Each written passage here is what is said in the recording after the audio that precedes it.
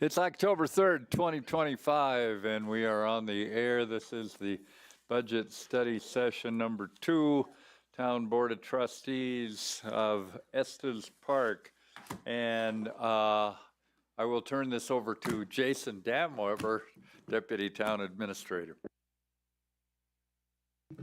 Thank you, Mayor. I get to kick things off this morning with the housing and child care budget.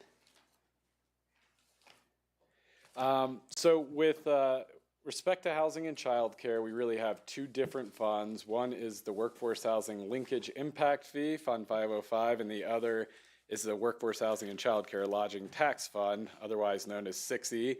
The total budget for each of those for 2026, the proposed budget is $810,000 for the Workforce Housing Linkage Fee and $5.5 million for 6E. As you're well aware, these funds are used to support workforce and attainable housing and child care initiatives in the Estes Valley, including the development and implementation of various programs and processes, administration of the budgets and accounts, including the annual funding plan for 6E, various technical research and writing, and of course working with partnering organizations, other stakeholders, child care providers, residents, anybody who we need to confer with or work with in order to roll out programs associated, well, in the Housing Authority especially, to roll out programs associated with housing and child care. Taking 505 fund first, we anticipate receiving $810,000 in 2026 from short-term rentals in residential areas. As you are aware, that funding has been obligated to the Housing Authority through 2029 to help with the financing of Fall River Village. So we are essentially serving as a pass-through for all of the funds that we collect. We will be turning over to the Housing Authority. There's a zero missing there. Switching gears to the 6E revenues. This year we're projecting $5.5 million in revenues. The additional $36,000 that you see there in revenue is lease payments that we received from the child care facility, Mountaintop, and the person who provides child care there. For previous years, it's worth noting the additional revenue on top of the 6E revenue there is associated with, again, the lease payments from Mountaintop, the smaller dollar amounts. The larger dollar amounts reflect the grant that we received from Larimer County to be put towards the pre-development work for the fish hatchery. It's $2 million. The reason that it spans 2 years is when we account for the revenue received, it's called deferred revenue. So we actually got the grant in 2024 and spent a portion of it in 2024. And the way that we account for revenues, we had to split acceptance, I guess, of the total grant between 2024 and 2025. But you can see that it adds up to the full $2 million. With respect to expenses, we plan to spend the revenue that we receive associated with 6E. Again, the workforce housing portion, we serve as a pass-through to the Housing Authority. We retain the 20% for child care, netting out the costs associated with the housing and child care manager position and some small dollar amount overhead money for supplies, materials for meetings, conferences, that sort of thing. For the prior years in 2024 and 2025, you can see, I wanted to point out that transfer, and I should have mentioned that in the revenues here. You can see the transfer in 2024 and the corresponding transfer out this year. That was from when we bought the Mountaintop Child Care Facility. We borrowed money from the general fund and paid it back this year, and that's what that $425,000 accounts for. The capital there in 2024 was for the purchase of the Mountaintop facility, and in 2025, the capital there is for expenses associated with the Mountaintop facility, which we use lease revenues to cover, and then the $2 million for the Larimer County grant for fish hatchery is considered capital. Strategic outcomes, resource within the base budget. Consider updating town policies, defining workforce or attainable housing for the purposes of town funding. That's something you all have been working on with the Planning Commission, and will be part of the development code rewrite conversation as well. I think there's going to be a housing specific study session on that scheduled for December. Discuss with the Housing Authority how 6E funding expenditures should be targeted in the near term in light of the current housing needs assessment, including a discussion of senior and seasonal housing. That's something that we'll be continuing to work on in 2026. Work with the Housing Authority to evaluate potential for interest rate buy-down programs. And finally, work with the Chamber and Housing Authority to assess how seasonal employees are housed in Estes Park, another strategic plan item for 2026. There is nothing in the provisional strategic plan that we don't plan to resource using basically the 6E funds. Any questions or comments? Yeah, Jason, we pledged 5 years of the 505 fund to the Housing Authority, and I'm curious of the process. Do we just send the money over there? Do we have to authorize it as a board every year? I presume there's some sort of non-appropriation clause that goes with it, like most agreements. How does that fit together, on a practical basis year to year? That's a really good question. Attorney Kramer isn't here to speak to the memorandum of understanding that we have with them.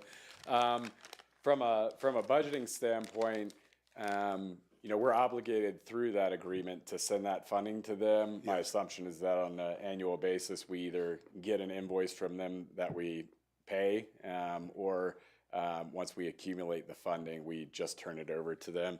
You can see, let's see. But does the board need to make any other resolution, or does it just happen? I think it's part of the budget approval process. So by putting it in the budget, we've authorized the expenditure, and we do not need to make any other action? I wouldn't think so. Okay, all right. And you can see in the expenses here for 505 and 2024, that actual is double what it typically is moving forward, and that's because we accumulated the funds, had them in basically the savings account, and as part of the agreement with the Housing Authority, when they purchased Fall River Village, we agreed to turn over what we had accumulated to date, and now we're just doing that through 2020. So one other question. I think you said that this linkage fee only applies to vacation rentals in residential zones. I thought it applied to all vacation rentals, even if they were in like accommodations. Yeah, that's correct. I misspoke there. Yes. Okay. All right. Thank you. Couple of maybe high-level observations, not anything like by the line. Translating or correlating the accountability of the program, the funding that we spend, there's so much information. I say this every time I talk about housing or about childcare. There's so much information that I think it's important for us to be able to correlate how many childcare slots we improved on, how we improved on affordability when we're talking about the budget. This is so quick and so big that it's hard to quantify the improvements that we're making when we talk about this budget. So I think for communication with the community, those are questions that I ask. Well, we spend all that money, but what do we really get for that? And they're fragmented in so many ways that I think we've got to be able to share that in a very, very simple page. We do and that's the purpose of the annual impact report that will be coming out in around April. It comes out in April so that we can take the full year 2025 and provide data and information based on how funds were spent and what the impact of those funds are. We can certainly talk about sort of a one-pager, maybe some sort of something with graphics or by the numbers, something along those lines. I think that would be helpful because we I mean, I keep reading about how Estes Park is at the front end of using this type of a tax to fund these types of programs, and other communities want to do that as well. I think that it's because it's spread out over the whole year. It's hard for our community to follow that. Sure, it happened in April, or sure, it happened in November, but I mean, here we are. It's October, and so to be able to put that together, to have a conversation about what it cost us, what it got for us, what it did for the community would be very helpful in the conversation about justifying this money. And that leads into my second question, which is, this is all so dependent on tourism, and it's so dependent on that funding. What's a contingency, or what's the plan if that funding source softens, as it could without any warning? It probably won't be so dramatic that we defund the program, but I wonder what the priorities are of funding versus cutting if that funding softens, or if there's less available unexpectedly. And instead of asking for more money, you're coming back to tell us how you're saving money, I would guess. Sure. I mean, I think you could make that case for the entire budget that's based on tourism. So, well, this specifically, though, is that it's that bed tax, or it's that funding that comes from lodging, and that is very specifically funded by people who are sleeping here and paying to sleep here, and not just spending money in a restaurant for the day. Yeah, well, one of the things we try to do is grow a little bit of a fund balance, save some funding from year to year in case we hit, a rough patch. With respect to the funding set aside for workforce housing, that's on the Housing Authority to manage. The short answer is we'll have to do less. With respect to childcare, we hope to build up enough in our reserve to I would like to buy another facility or two eventually, so that we're in control of the facilities and we're not making one-off investments that are a little bit riskier. We can buy a facility and we'll know it's going to be used for childcare in perpetuity. Similarly, for tuition assistance, I'd like to build up a little bit of a reserve there. We're still at a point where we're seeing how the revenues are going to come in and what expenditures are going to go out, but that's all part of our strategic planning that we're going to be doing. We just applied for a grant to help us plan through essentially what the future for childcare facilities could look like. And we just actually were awarded a grant on the housing side to put together a new annual supply plan for housing. That's a requirement of Proposition 123. So that's something that we'll be working on in the coming months and next year. The one thing that stood out in your comments to me was we would like to have a couple of facilities that would allow us to control that, or have, and so I think that deserves some more conversation, because I wonder if that's the norm, or if that's something new for a community to provide for their community, the physical place, and then putting together the people to run it, or how would that work? Because I think that's a philosophical decision of the community too. Yeah, and right now that's a notion. It is something that absolutely a notion. That is a good way to characterize more. that. Yeah, and it's something, But that's helpful for me to understand how this funding is going to go in the future. Sure, and it's something you all discussed when the funding was awarded for the Little Kids Montessori School. We totally acknowledge that we're taking on a risk there. We're passing funding along to a private entity, a for-profit entity for that matter. And it's a step in the right direction. I hope that everything works out there. And if in the future we have enough funding built up and opportunity to buy another facility, that's where we can, as I said before, can really make sure that it is used for the intended purpose in perpetuity. We won't lose that investment. There's significantly less risk there, and it costs us a lot more because we're buying a whole facility that we have to maintain, and it'll cost more than $140,000 to buy another facility. Okay, thanks. Your comments are helpful. Thank you. A couple things, Jason. One was following up on Mark, you talked about reserves for those. Do you have a reserve policy for this fund, or is that something you're going to develop? We do not have a reserve policy for this yet. We're talking about other areas where we need reserve policies. For example, with the creation of a new facilities division within ISD, and the way that we're doing cost allocations there. Whereas IT and fleet have had a fund and do have fund policies, we need to create fund reserve policies for facilities now and housing and child. That's care great. as I'm looking well. forward to seeing those. Yeah. And maybe I missed this, but why the big increase in the workforce housing linkage fee? We went from 720,000. That really has to do with the number of vacation homes that we currently have registered and anticipated, as well as the inflationary increase that is taking place this next year. It's going from $1,460 to $1,500. Okay. It just seems like a big increase for between this We year and next continue year. to have more and more commercial vacation homes that are being registered. As we have that cap on residential, it is pushing more of those Oh, so into commercial, and that continues to grow. that's why the number's going up, because they're commercial and they're not covered by the cap. Correct. Good. That answers it. Thank you. I think, okay. There's just a follow-up.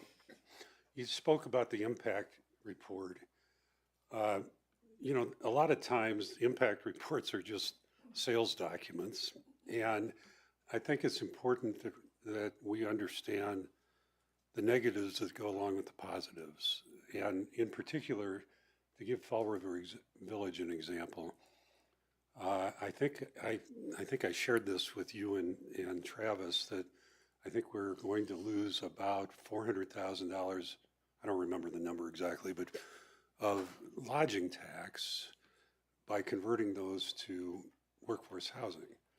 Now, some of that might be made up with increased rates somewhere else. So, you know, you don't know that you're really losing all that, but that is one of the consequences whenever government takes over something that was private. There are impacts on the tax base, and it's probably even worse on property tax for somebody like the school district. Not for us, because we have such a low millage rate, but I just want to make sure that when we do these sorts of reports in the future, that we cover both sides of the equation as we go through that. Because, and I don't know how much my analysis factored into the recommendation to not increase budgeted sales tax, because that factors into it as well. But I just want to make sure that we're, because you hear people criticizing too, and you know, there are criticisms to each side of it, because there are consequences beyond just the workforce housing. But we've made a decision, a policy decision, to promote workforce housing, and while there's a cost to it, there's a benefit too. So anyway, I just wanted to get that out there. No, I think that's an important point, and there's always a balance, and it is important to point out when something great happens, what maybe exactly what other people might not be considering. And I read something yesterday that the school's budget absolutely has been impacted by the transition of some of these for-profit things to nonprofit. Yeah. Okay, I think we can move on to item 2, planning, community development, and maybe that goes hand in hand with item 3, building community development. So, Director Caressia, happy Friday.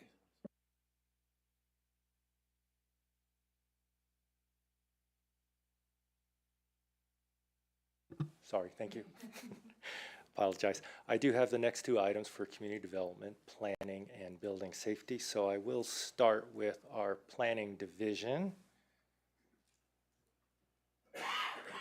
This is what we do, and I know most of you know, the one I'll probably highlight here is Estes Park Development Code. We are in the midst of that update.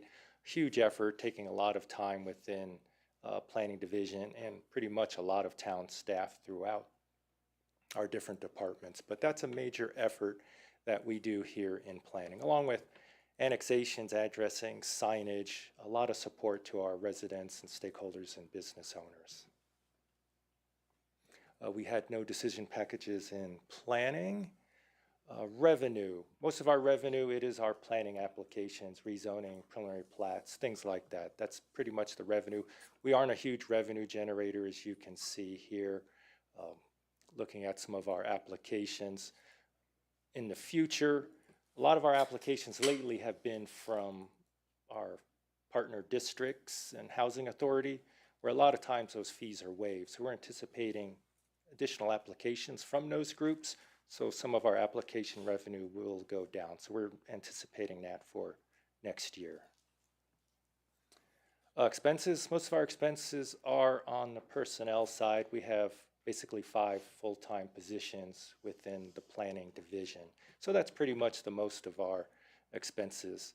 You'll notice the big operation maintenance for 2025, that's the development code. That was all the costs related to the consultant and other aspects of the code, open houses, things like that.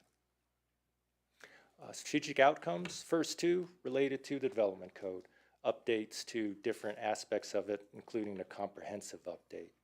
Another one that we'll be bringing forward hopefully next year, looking at an update to the town's public art policy. Community development is kind of taking over management of that program. We're looking forward to working on that and bringing something before you next year. And that's planning. I'd open it up to any questions. One short one. I hadn't seen in there, we've had a lot of questions, Rose, keeps coming up at the Planning Commission, other places, of updating of the wildlife part of the development code. Is that in the current plan, or to update that section? We keep hearing over and over again that it's too old and it's dated, but I hadn't heard if we're updating it. Mayor, trustees, I guess that's a yes and no answer. The consultant is looking at it. We'll take a high-level look and likely make some recommendations for future actions. We just did not have the funding for a full update of our wildlife, our maps, our corridors, our policies on that. So that's probably going to be a follow-up action. Okay. Yeah, and you might talk with the Watershed Coalition. They have money set aside for that specific purpose, so it doesn't have to be with ours as well. Mayor, trustees, I appreciate it. They have made that known. They have some money. Unfortunately, it's not enough to yeah. move it forward at this time. So, but I appreciate their offer. Yeah, it keeps coming up in meetings. Based on my front yard at this time of the year over by the golf course, the wildlife is doing wonderfully. I had 2 bulls and 30 others in my yard. You really can't sleep late these mornings. Anyway, so they're doing quite well over in the Matthews Circle area. Bill. Well, just one thing. You mentioned that art policy on public art. I presume that well might include the naming issues that we raised at a prior board meeting. We were talking about naming of parks. No, this is a separate policy, Trustee It'd be a Brown. totally The naming policy is totally separate from the Art and Public Places program. But who manages that? Not So community development? traditionally, back when we had the Parks Advisory Board, they were heavily involved in the management of the Art and Public Places program along with our Parks Department. Now that the Parks Advisory Board is no longer, it doesn't make a ton of sense for Art and Public Places to be with the Parks Department. They have a lot of day-to-day kind of maintenance and operational efforts that distract them from art. It's not unusual for these programs to be located in community development departments. It's as a contributor to community vibrancy and community vitality. So that's what we're looking at for next year as we update the program to bring to you all. That removes the references to PAB and moves the administration of that program to the community development department. It would likely still involve the town board at a fairly high level. We just won't have that intermediary of an advisory board. So, but the naming issue is not really allocated to a department, it's really. It's separate policy, a totally separate effort. All right, thanks. And I'm not being argumentative here at all, but just want to say, let's keep in mind the wildlife. It's not just about elk and deer. There's a whole lot of other smaller animals and birds and invertebrates and amphibians and things that are impacted that should be considered there. We automatically go to the elk and deer because I agree, they kept me up last night too, you know. And they don't respond to shut up, apparently. It doesn't seem to work. I tried. But we need to make sure that it really is from a wildlife management standpoint, much bigger than just those big ungulas. I think we can move on to building.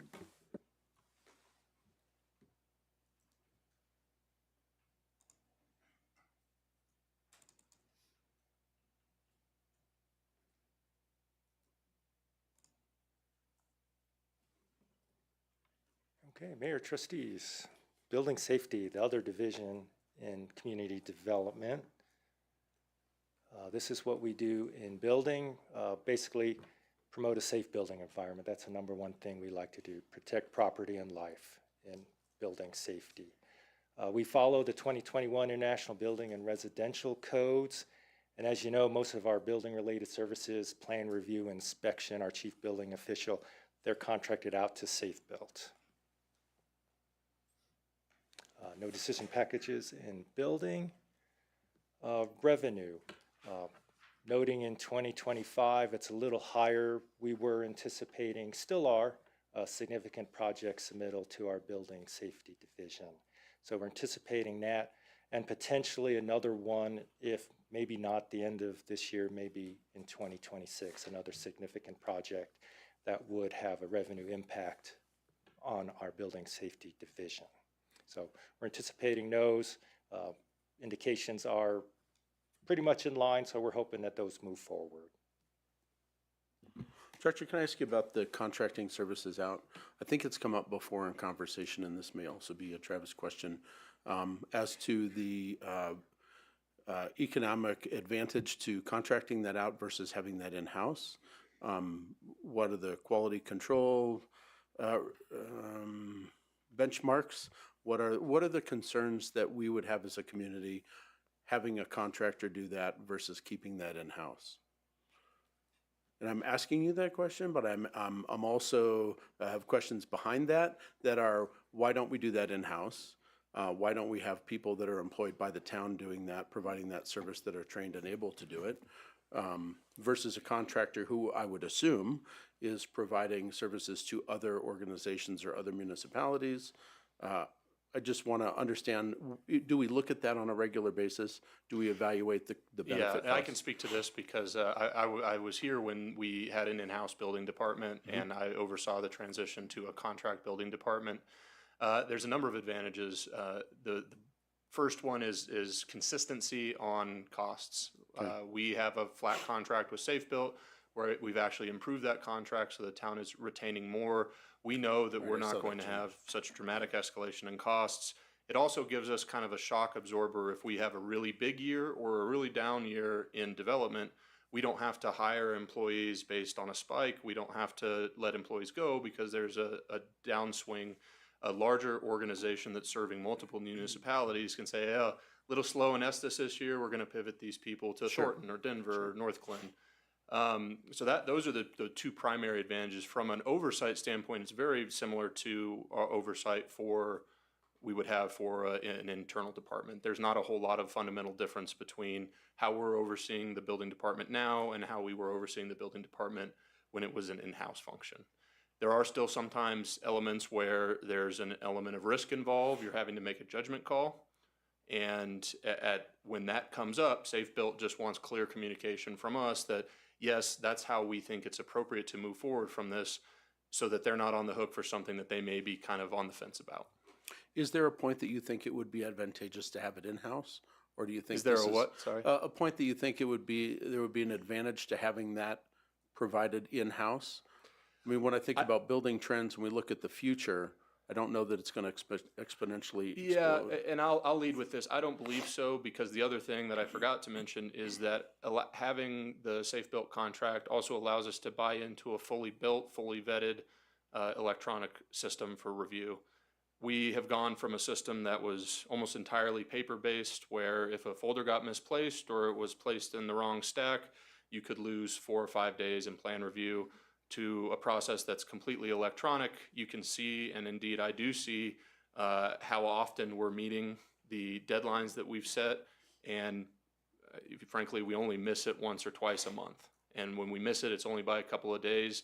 That's a fundamental change to how it was before. So I would not recommend to this board, given the performance of Safe Built and the financial advantages that we've seen over the last few years and continue to see with that restructuring of the contract, that we consider moving this in-house. Okay, thank you.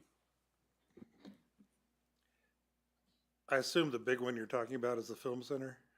Yes, sir. Okay, so that's not included in here, because that could have a huge impact on those building fees. But you're thinking that won't hit us until 2027 maybe, or the end of 2026? I mean, they're digging holes right now. Mayor, trustees, the film center is one that we do think hopefully could come in this year, and we are that 600,000 does anticipate that. Normally, we run, if I look at history, about 400,000, 450. So that is a typical year for Estes Park in terms of building fees collected. So 600,000 is trying to anticipate that spike. Okay. I ran into John Cullen at the VEP update, and he said he thought the building fees just on that building will be $1 million.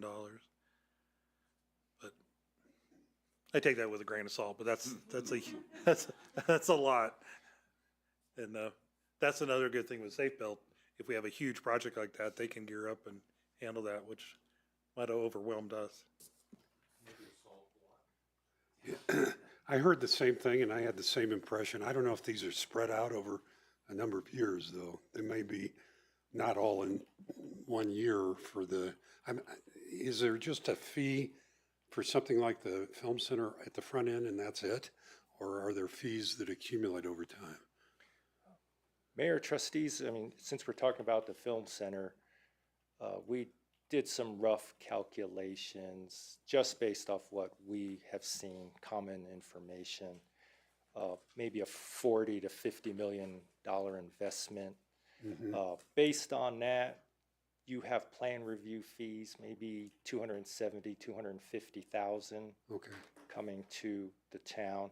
With the 10% retention policy, we were looking at maybe 25,000, 27,000 retained to the town for that project.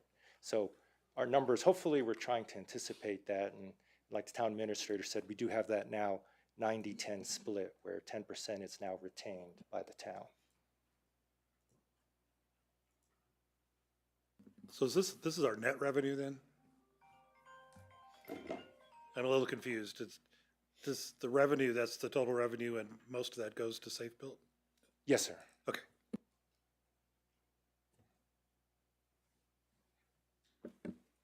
All right, good. Thank you, Director. We can move to item 4, which is, did you finish your presentation? You didn't finish. Not quite, I can. Okay, go for it. Go for it. Yeah. I thought we'd backtracked a little. Mayor, trustees, this is the expense side, and as you can see, operations and maintenance, a lot of those fees get passed back to Safe Built. There is a small personnel portion of this. 25% of our permit tech as well as the director position are funded through building safety. So that's why even though it is a contracted out division, you do see some personnel costs there.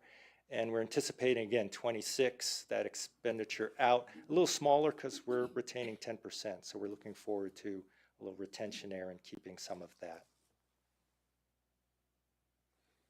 We did not have anything in a strategic plan for building safety. With that, Mayor, I'm done, so. Cool. Thank you. Thank you.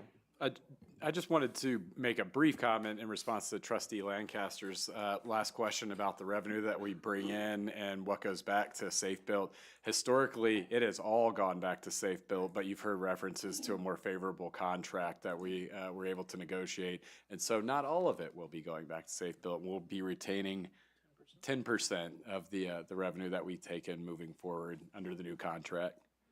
That's great. Good job. Thank you. That almost led me to a question, but I'll hold it for a later time. Item 4, visitor services.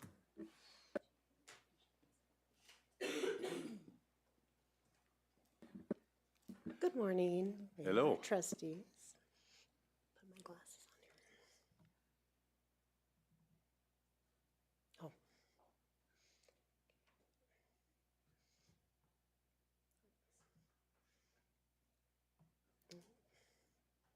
Sorry, is that not large? Here we go. Okay, presenting for visitor services. Our budget is $769. Lori, can you introduce yourself? I'm sorry, I assumed they would. Lori Bucci for Visitor Services. Okay, the scope of our services is to provide visitors with information about Estes Park area, local businesses and attractions, and Rocky Mountain National Park. We distribute local business directories and display promotional materials. We promote local area events and activities, collect and organize visitor center statistics, manage approximately 40 volunteers, which I should have also included in this is that we also now manage a mailing program to send out vacation land visitor guides to those that are interested in receiving information in advance.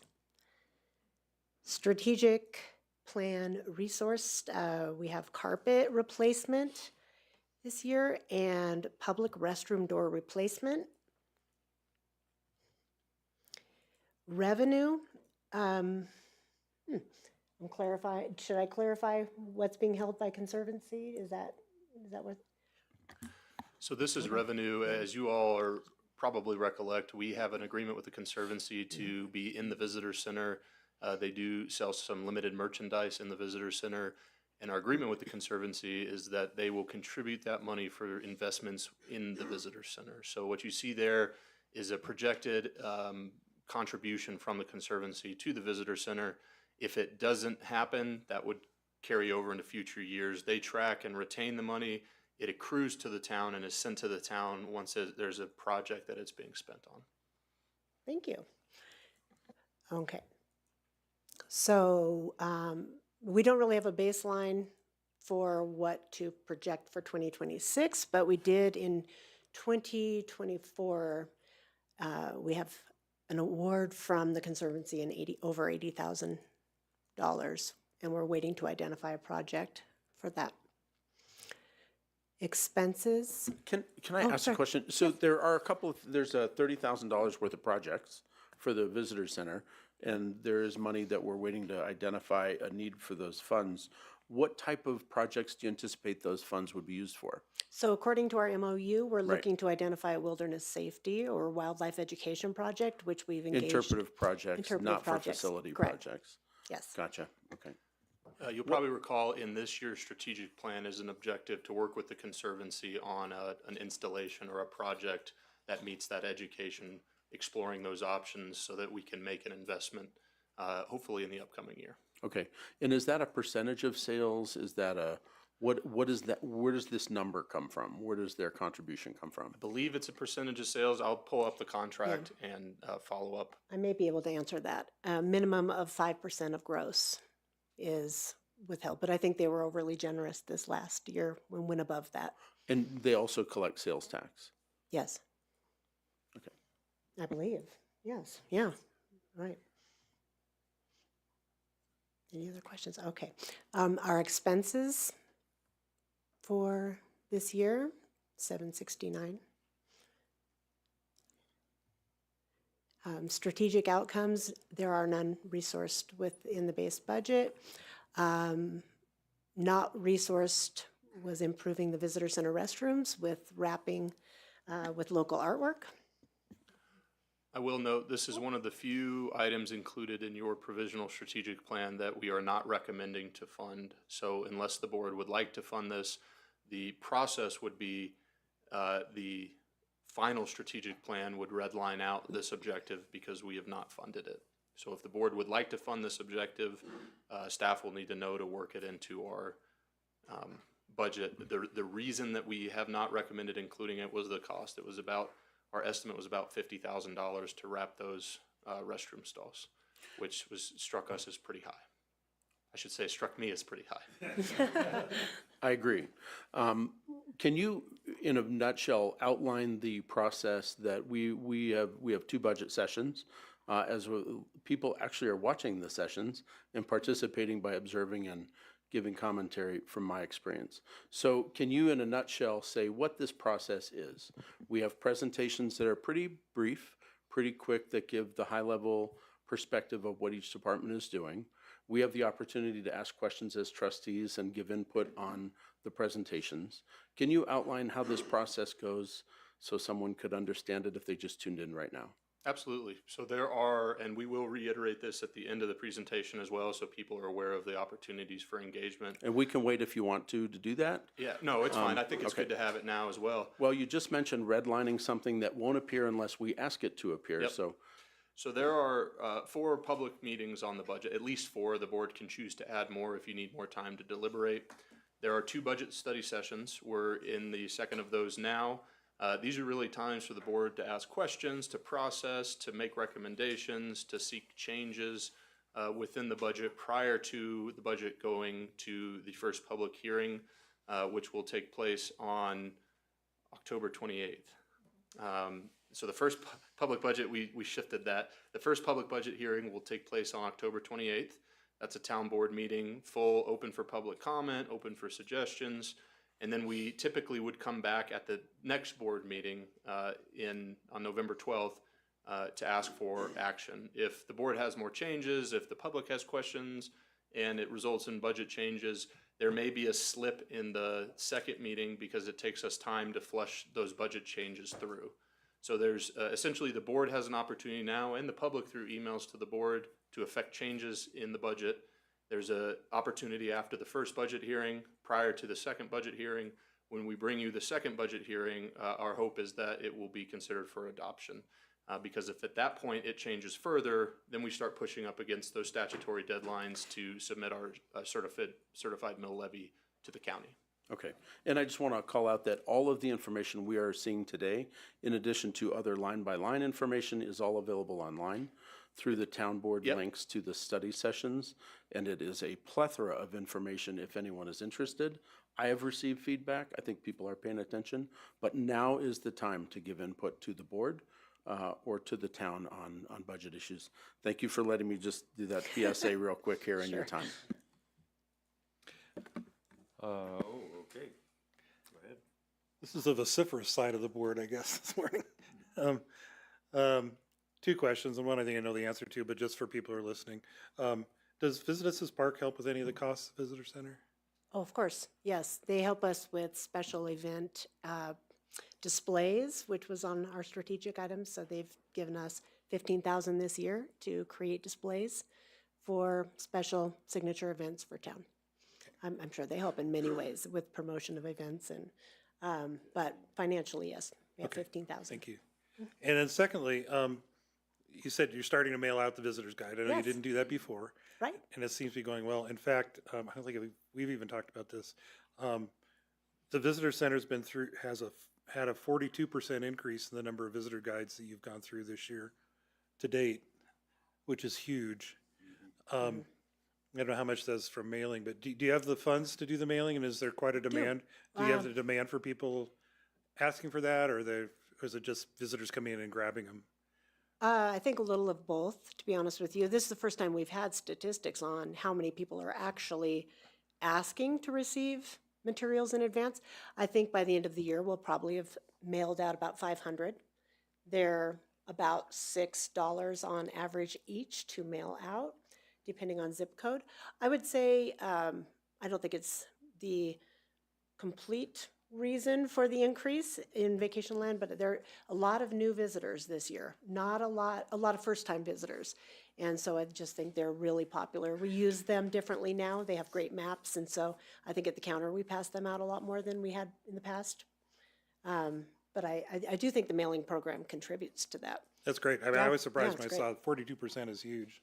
in Yeah, one year and it's increase. interesting to track what states they're coming from, although I think some So we've of done that some could- great digital and online stuff, but it seems like people still like paper. Well, absolutely, yeah, they do, they do. Thank you. Yes, you're welcome. Yeah, I just wanted to, I know there's a history here for why we have Visit Estes Park and also the Visitor Center in the town.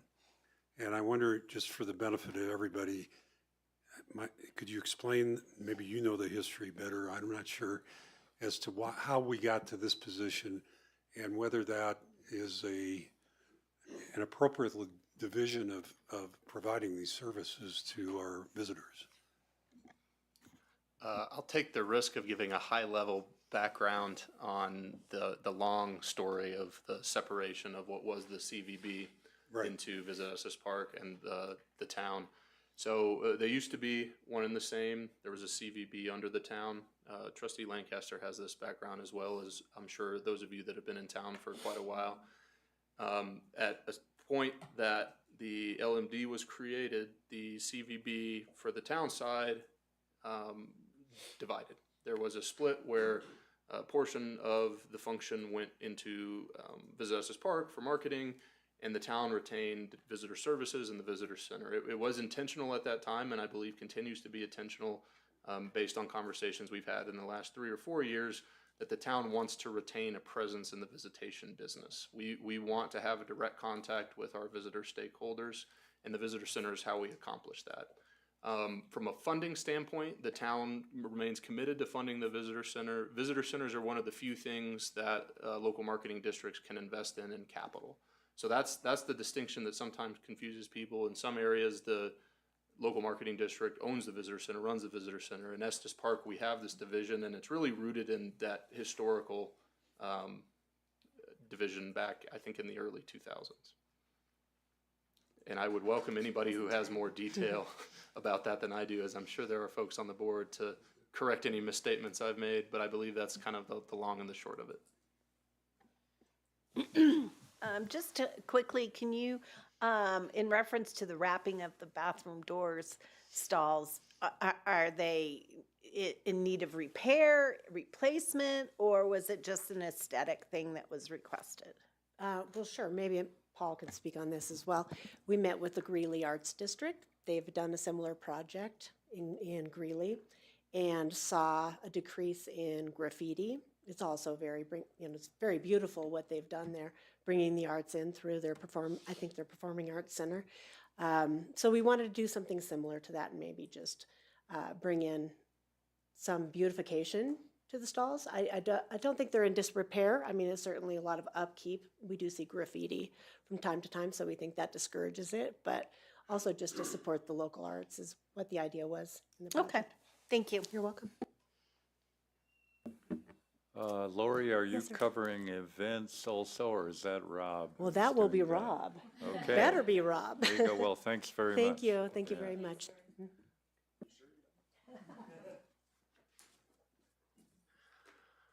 Let's see.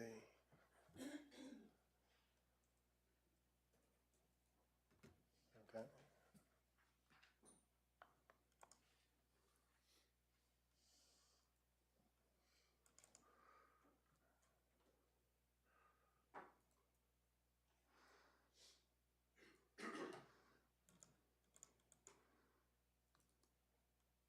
Where's the slide thing?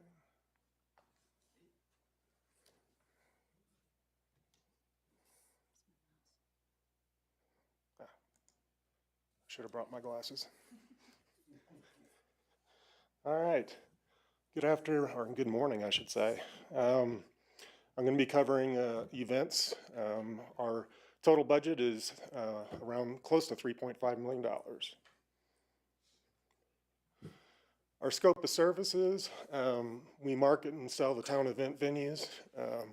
We maintain and coordinate the use of these buildings and complex, the town event facilities, and we plan and produce town of Estes signature events.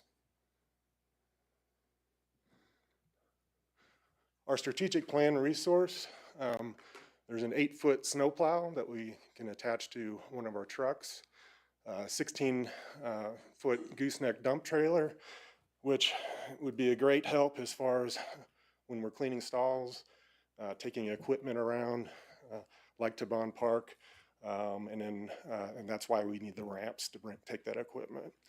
The arena Surefoot, and that's not 10 inches of sand. I'm not building a beach, so, but it should be the number 10. It's the type of sand footing needed for the arenas. There's the barn stall mats for barns A through L, which is the old barns, and then barn W. And then the rooftop rodeo contracts, we have mini contracts, and that's just a slight increase year to year, annual increase. It's actually less than 5%. Rob, can I ask you about the stall mats since we're Sure. here? Is that something that can be used in the future? Is that, so part of rebuilding Exactly. the barns is part of the plan? So we have a lot, you know, the old barns are dirt floors, and there's a lot of holes in them. So it's a constant maintenance nightmare, and it's very hard to clean. So putting these stall mats in there will prevent that. Also, the stall mats in barn W, it's asphalt in there, and there's some horse shows that just don't want to put their horse on asphalt. So putting stall mats in there would then be able to use that for other shows. When we hopefully build new barns at some point, we can use those stall mats on the barns that we tear down in the new barns. What's the life of a mat like that? Oh, it's, you know, you're looking at probably 20 years. So the mats we have in the pavilion, we use every year. And the pavilion's been probably there for, 12 years? So. Okay, thanks. I have a question on the sand footing. Sure. Help me understand what that's all about. Is that a periodic maintenance thing that is needed with the arena, or? It is a definite- periodic maintenance, Okay, and but it's, it's a major expense, it obviously. is a major expense, but it's not an annual expense. Okay, But over the years, the footing does break down with the use. It's just natural for it to do that. And then also we have the winds up here that don't help either. So it's something that we have to do probably every 5-6 years. so you essentially excavate what's there and then re-put a surface in, is that? We're kinda- just adding 2 inches. We'll use what we have. Okay, But just by use, it goes away. it goes away in the wind and. So we've got to add more to it. Okay, So, but it's 2 inches, not 10 inches. So, I'm gonna ask this here, I was gonna ask on the next slide, but Alright. it kind of relates to the mats. On the capital, I guess the question is, are the mats not considered capital? that's, Because your capital expenses seem to be the two. what it's was the it? snow Snowplow plow and and the dump trailer. Yeah, which adds up to the 26,000. Right. But then there's 77,000 for the mats. The, Why would those not be considered? Yes. Okay, so that 26,000 should be 77,000 more right. on that next.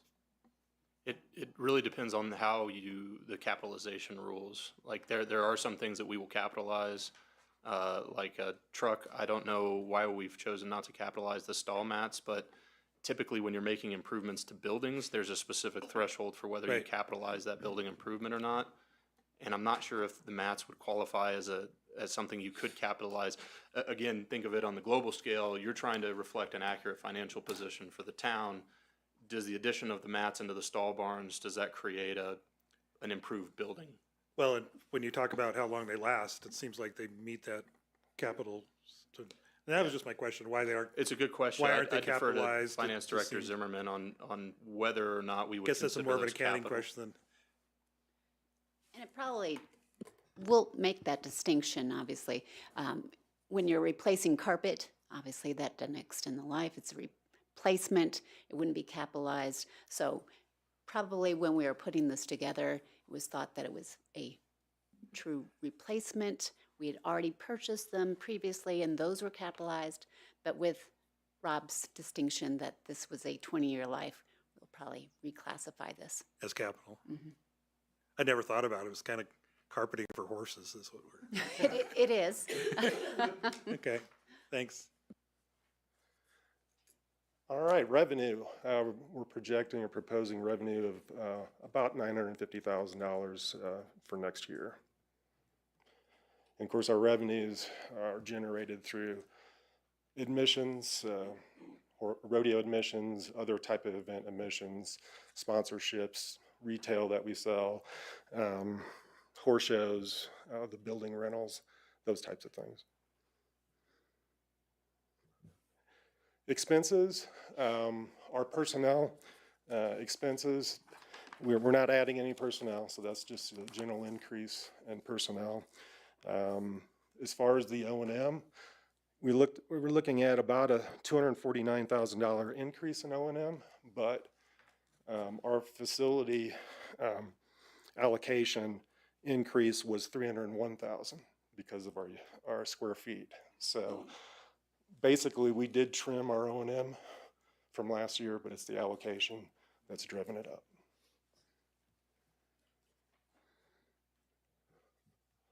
Strategic outcomes.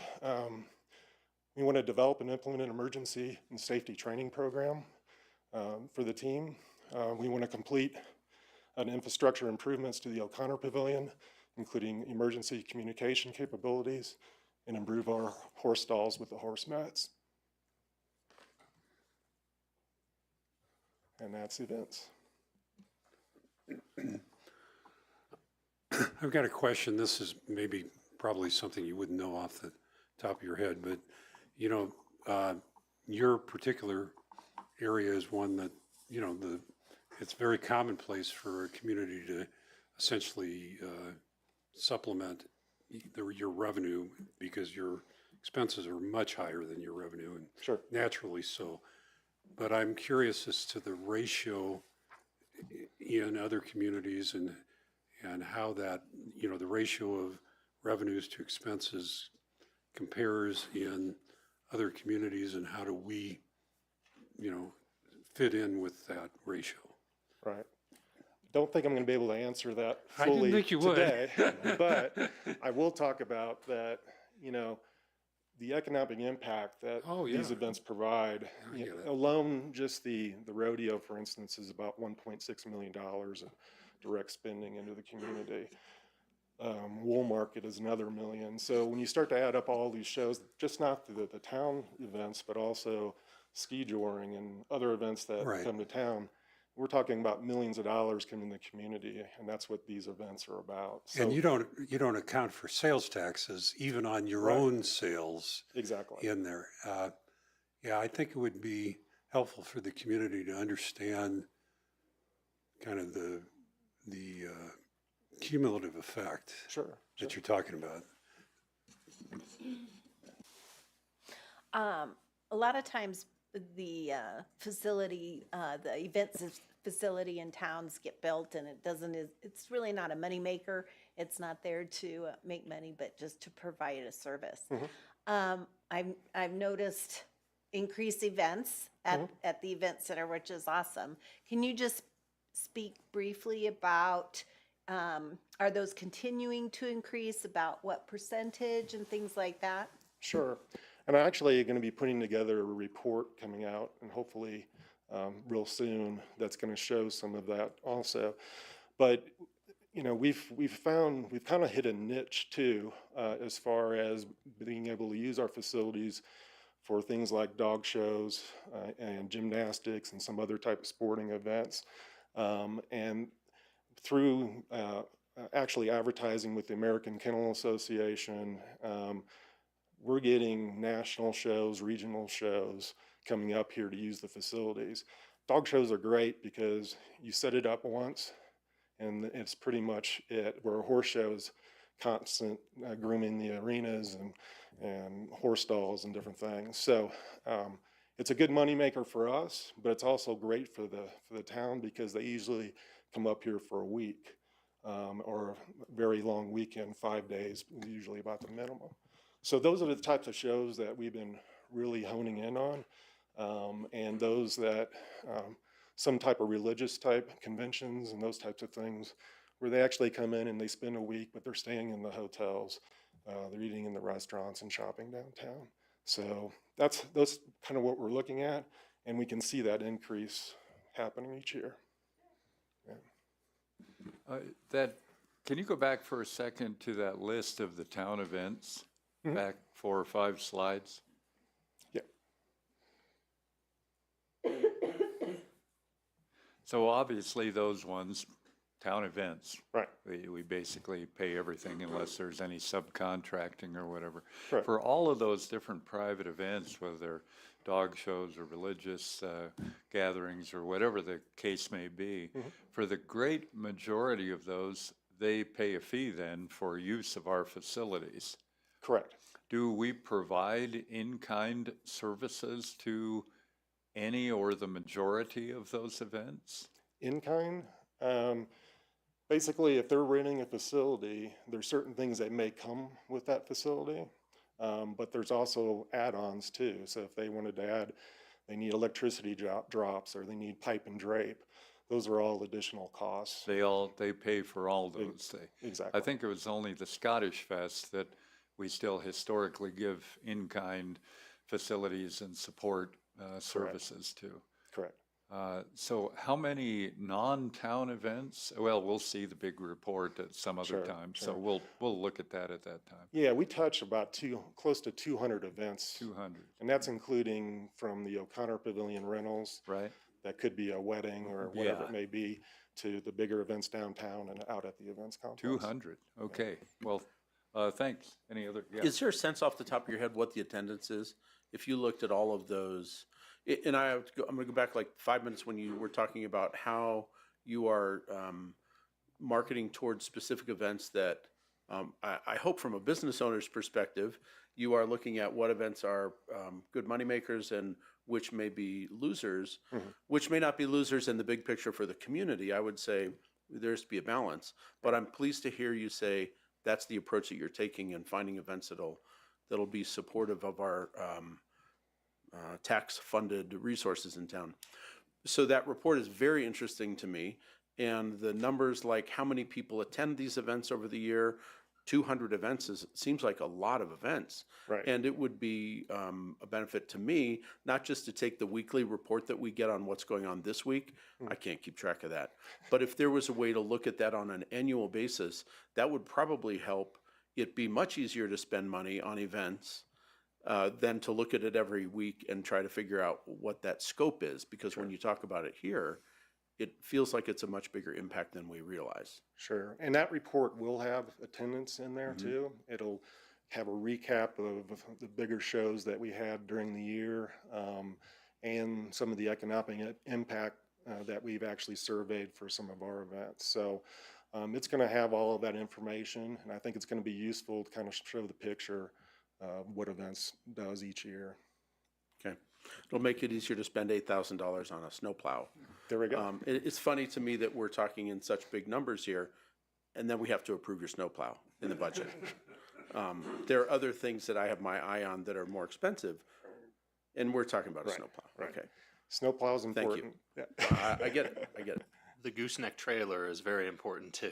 Yeah, exactly. That's one that kind of flies under the radar, but that's going to be a big deal It's- for our events team. It's huge because when we are cleaning these stalls out, and if we can just put them in a dump trailer quickly and get them out, now we're kind of moving it to another location and putting it on another piece of equipment and then hauling it away. So it's just going to cut down time, and it's well needed. I will just note that there are relevant strategic plan objectives for 2025 that delve into this conversation. One is exploring ways to better track metrics at outdoor events. So Rob and Visit Estes Park have been talking about some of what we all call, I think, the creepy data, knowing, okay, is there a way to geolocate? So we have a good guess, not just looks like there's 1,000 people out there. Events where we don't have a controlled entry point. And So the Visit Estes Park is good at creepy data, I believe. They have a good idea based on credit card use of where people are coming from, what they do, the biggest, all of these things. And I think that would be a great advantage. There's a survey right now on town events, and so that will be helpful. But when I looked at that, it didn't seem like it was going to collect, do you like it or not? Do you go or not? Do you have any input? So it seemed like that was a very general survey. That creepy data would be helpful for us to justify different events and maybe say, are these events just taking away? Or are they adding to our community? Exactly. So that event survey is actually tied to your other strategic objective, which is to develop a guiding philosophy for events that considers the impact on businesses in the community.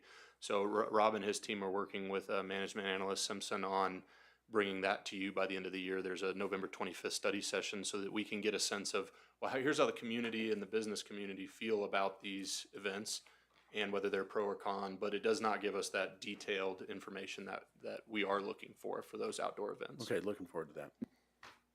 Rob, how does Visit Estes Park help you with marketing the town events? They do some sponsorships for our events, and then they'll do some limited type, as far as social media type advertising for our events. So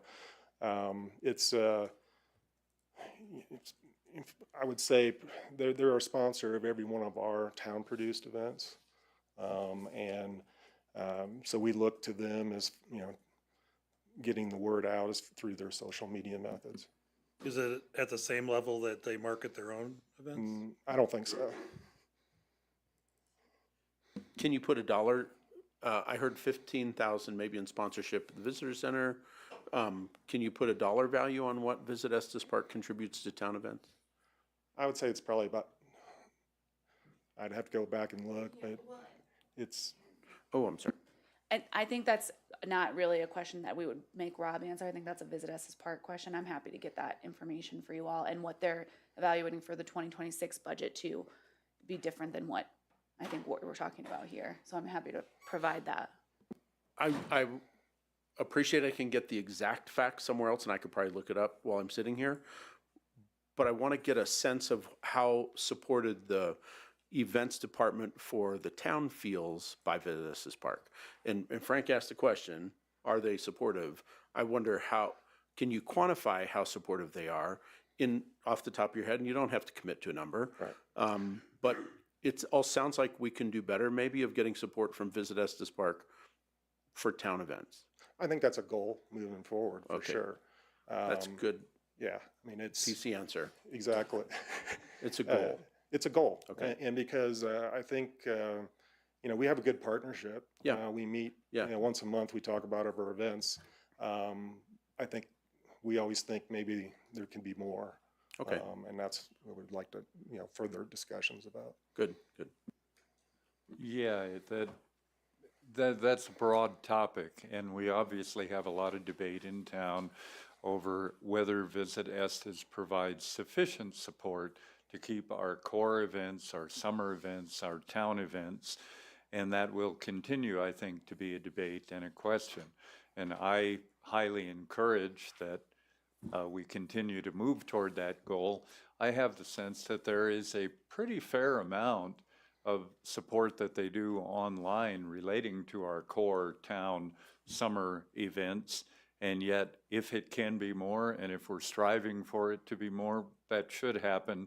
And it also should be well publicized that they're doing that, because I would love to have a more even discussion on that. I sense that there are pockets in the community who feel way short that they're doing, and others that feel there's an affirmation of what they're doing. And perhaps with a new CEO and management going into 2026, we can see that. I like the goal aspect. Philosophically, we do want them to not just build the shoulders, but Right. keep the body and the abdomen going too, right? So, okay. I think we're good. All right, thank you. Thanks, Rob. And yes, someday we will get new stables. We I hope will. so. I hope so. We'll move on to Derek and the museum. Good morning, everyone.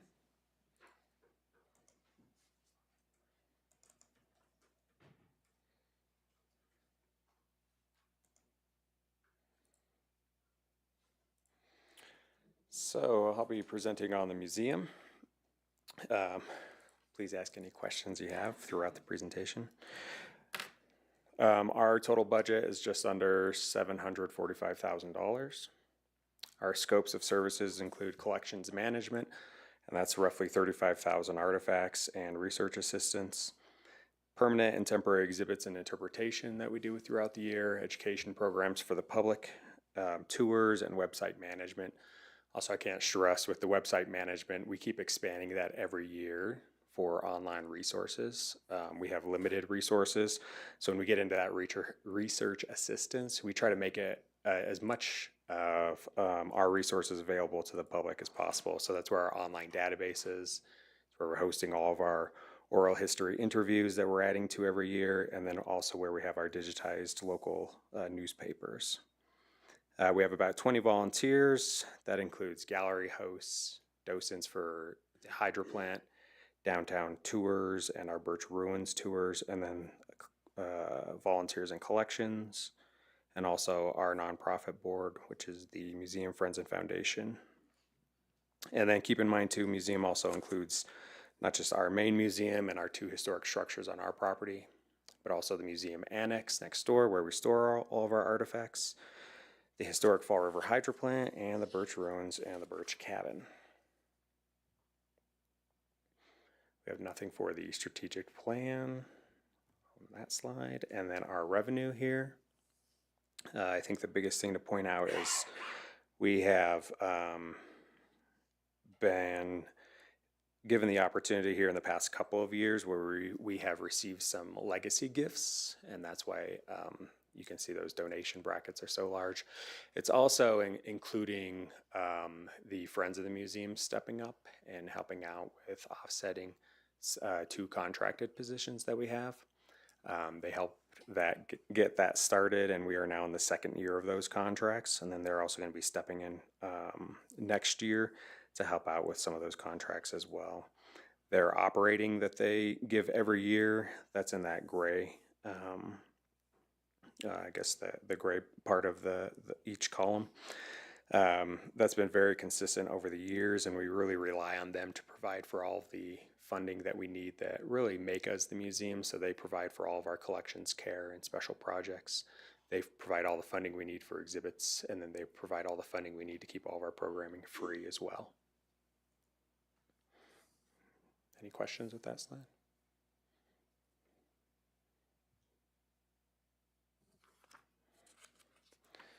Expenses are pretty much the same. It's gone up a little bit for 26. The largest is for facility allocation.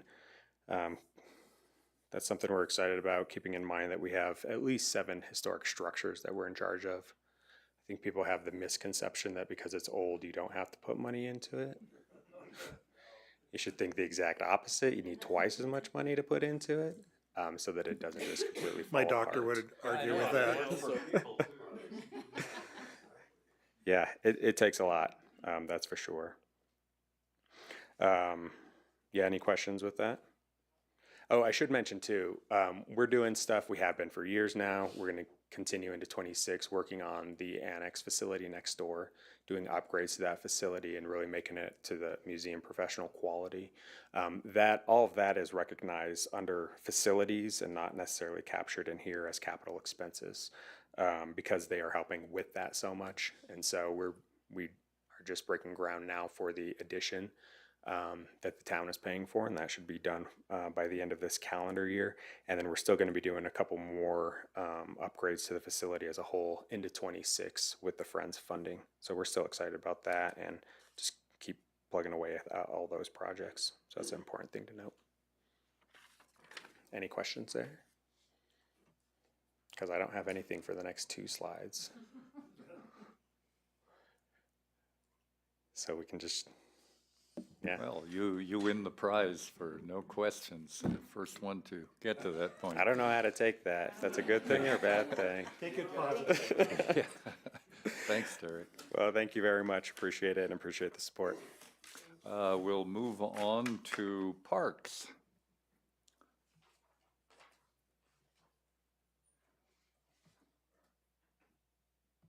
I'm not sure, David, do you cover the next couple also, or? I do. I think the next 5. I'll Yeah, cover. yeah, you're on several here, so, Yeah, yeah. usually Brian Berg does the parks, but I think his son's doing a driving test today, and so he did not want to miss that, getting his driver's license. So I'll start off with, put my glasses on here.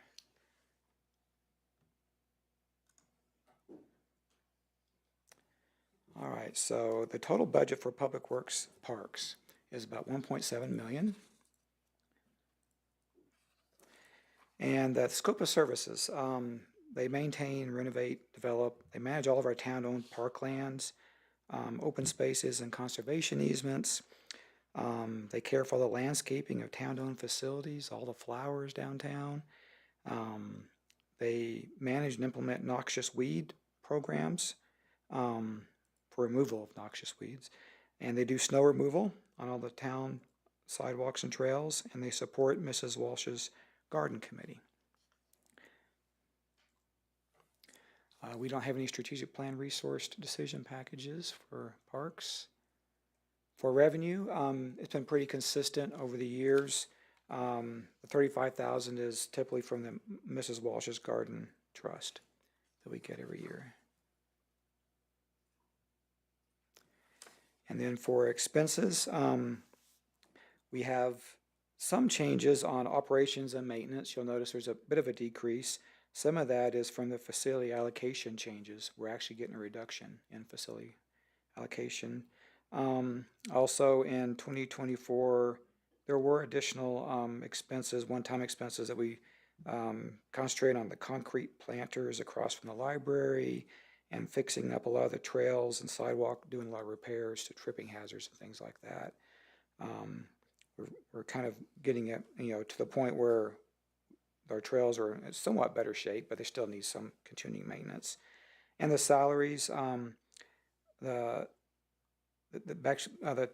typical salary increase was, just the standard that we have for most departments. Trying to see here. So some strategic outcomes we have within the base budget. We're selecting at least one specific recommendation from the 2045 Parks and Open Space Master Plan, which is underway right now. We hope to complete that around April of 2026. And from that, we will select at least one specific recommendation and then put that in the next year's budget for implementation, if we can. So we have that. And that's all for Public Works Parks. Do you have any questions? It was a really beautiful year. I think part of it, we had, consistent moisture throughout too, that really helped things stay green a lot longer and everything. But great job by the Parks Department. There's so much beauty around town. Good stuff. I see no questions for you on that particular topic. I just want to throw in kudos for your staff. You've got some very knowledgeable, great people who know horticulture and know parks, and Brian and some of the other folks there, your arborist, they do a great job. It's impressive. It really is impressive. I got to see their greenhouses at the beginning of the season, and they had issues with mites, and they were having biological warfare going on in there and trying to control them with other type of insects. And it's amazing the knowledge they have to get all that ready, and then maintain it too. It is very impressive. Thank you. I don't like saying I echo, I agree, but I really feel like this is something that deserves feedback from downtown. I hear about it all the time, how beautiful it is downtown and how green it is and how well manicured, and there's so many photographic opportunities. And when I watch the park staff, the attention that they give each flower pot, there was one pulled out a bucket or a stool the other day and just sat down and went over it. And they're very efficient, but they're also taking it very personally. And to see town employees that take their job that personally, and I'm sure everybody does, but I watch that every day. They really are doing a great job downtown and across the community, but people notice, and it makes us look good as a whole. So express our thanks to them. I appreciate that. Definitely extend that to them. Yeah, we often talk about keeping the quality and character and beauty of Estes Park, even though we have to build additional buildings and change things and put new roads and all of that stuff. Well, it starts right there. So Yes, thanks much. it definitely does. Yes, it's very impressive. We'll move on to Conservation Trust Fund.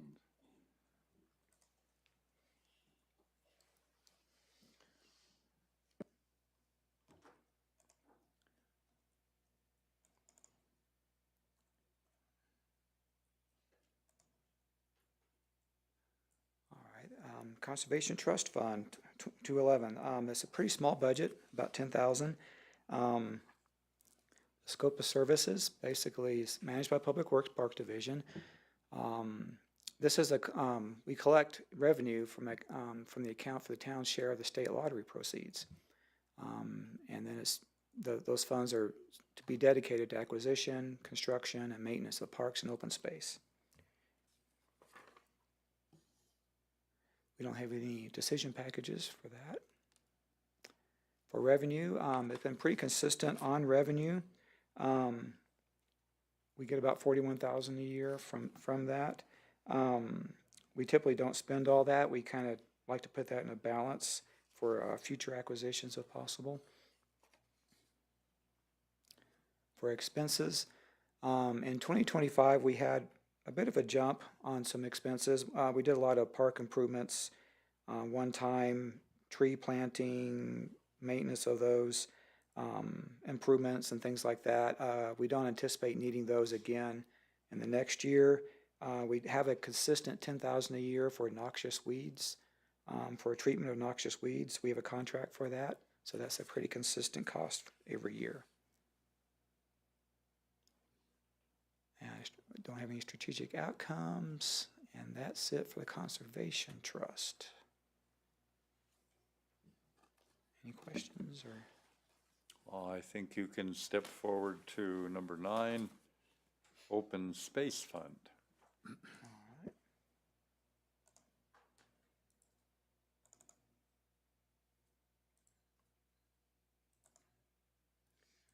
All right, Larimer County Open Space Fund. Our budget's about $250,000 for this group. Again, it's managed by the Public Works Park Division. And the revenue we get is from, in 1995, Larimer County voters approved a 1/4% sales tax, dedicated trail construction, open space. That's where our revenue comes from mostly. This fund accounts for the town's share of the tax. Basically, more noxious weed control, trail program management and grant administration, and of course some capital projects for design and construction. We don't have any decision packages for this one. For revenue, again, that tax revenue, $550,000 for the last 2 years. That's from that Larimer County tax. We get some interest income. In 2025 and 2024, we had some grant funds that were coming into the program. And so that's what's represented there. We don't anticipate additional grant funds. We hope to get more, but at this time we don't have any set for 2026. Otherwise, revenues are pretty consistent from that regard. Now expenses, and one of the things that we had in 2025 that you notice is a pretty large bar there. For the capital, we had about 3 major chunks of expenditures. That was for the about $450,000 was for the Fall River Trail local match, that for the portion that's already been completed. So that was a large expense on that year. We had about we have a design contract of about $550,000 that we initiated in 2025. It's going to be continuing into 2026 for design of US 34 and Highway 7 trail improvements. A lot of those are asphalt trails. We're converting those to concrete. And then we also had about $450,000 for under park improvements for the parks master plan contract that we're currently working on, which will extend into 2026, and some irrigation updates that we had. So we had quite a bit going on as far as expenses in 2025. A lot of those will sort of roll over into 2026, but they show on the 2025 budget line. Let's see. So that would account for the difference in the revenue and the expenses that we're seeing in front of us? Correct, right. And can all of those things that are rolling over be contained in that $250,000? I mean, it's another $300,000. Revenue's about $595, and our expenses are budgeted at $250.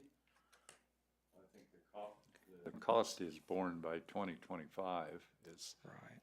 of those three big projects that were $500,000 each. I think the cost is fully contained in 2025. So we're projecting an income and we're gonna have surplus in this fund?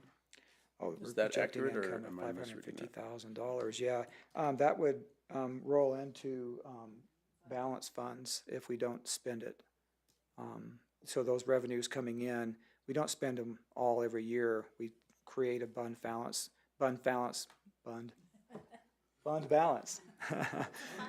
I know, it is, I'm having a lot of fun up here.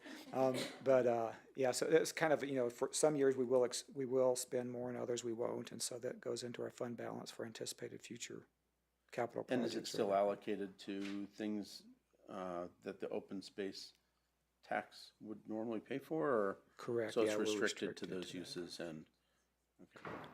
Yeah. What about the portion that is on the Fall River Trail that's going to be starting in this fall or Correct. next spring? Where Yes. does that come into this picture? That'll be coming out of our 1A Trails Strictly. Fund Okay. for the match for the grants that we have for Okay. the last phase, yes. Okay, thanks.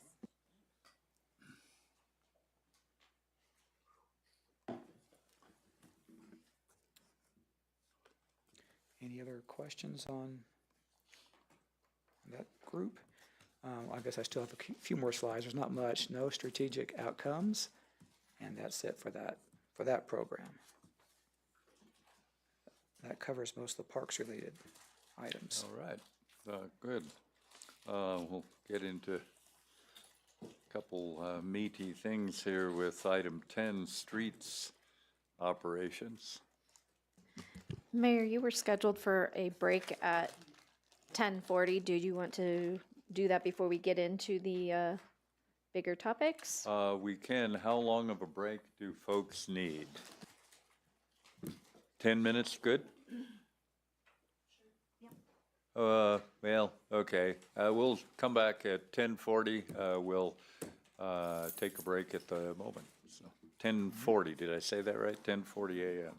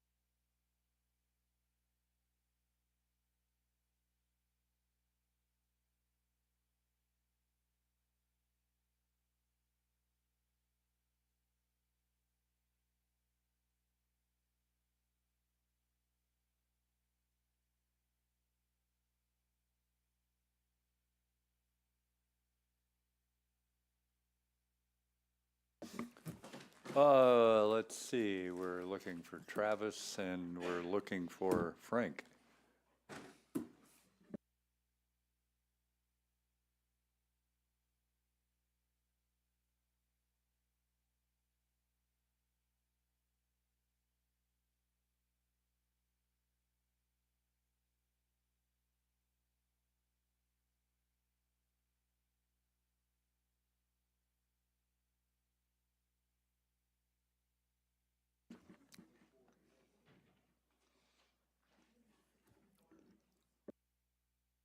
Okay, I think we'll go ahead and get started. Trustee Lancaster is probably somewhere around here, and we'll slip back in. And so we can move on to streets operations.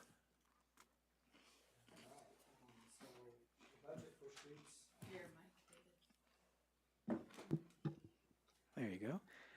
The budget's 1.66 million for streets operations.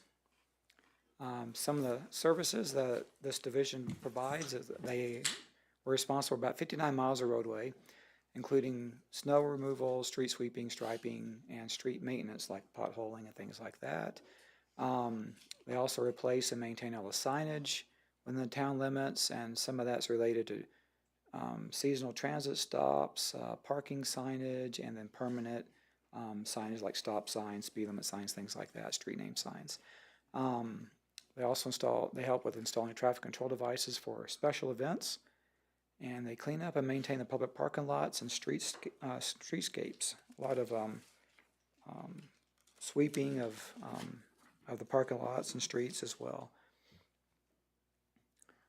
So we do have one decision package, and this is it's called the Street Shop Drainage Improvements.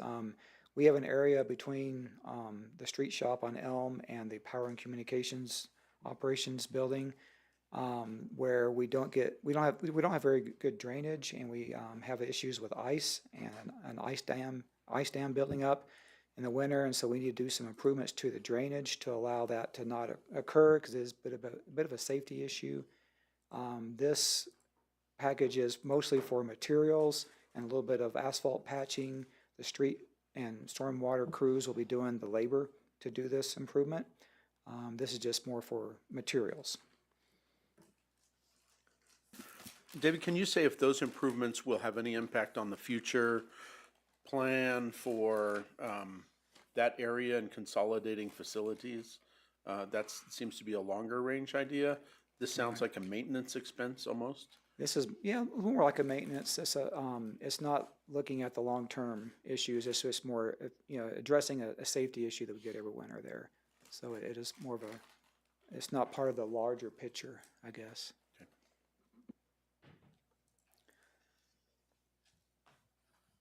So revenue, basically our revenue comes from three sources really. It's a Highway Users Trust Fund, which is fuel tax and vehicle registration and licensing, and the Road and Bridge Fund, which comes from the county property taxes, and then we get some other motor vehicle registration revenue from that. So it's been pretty consistent.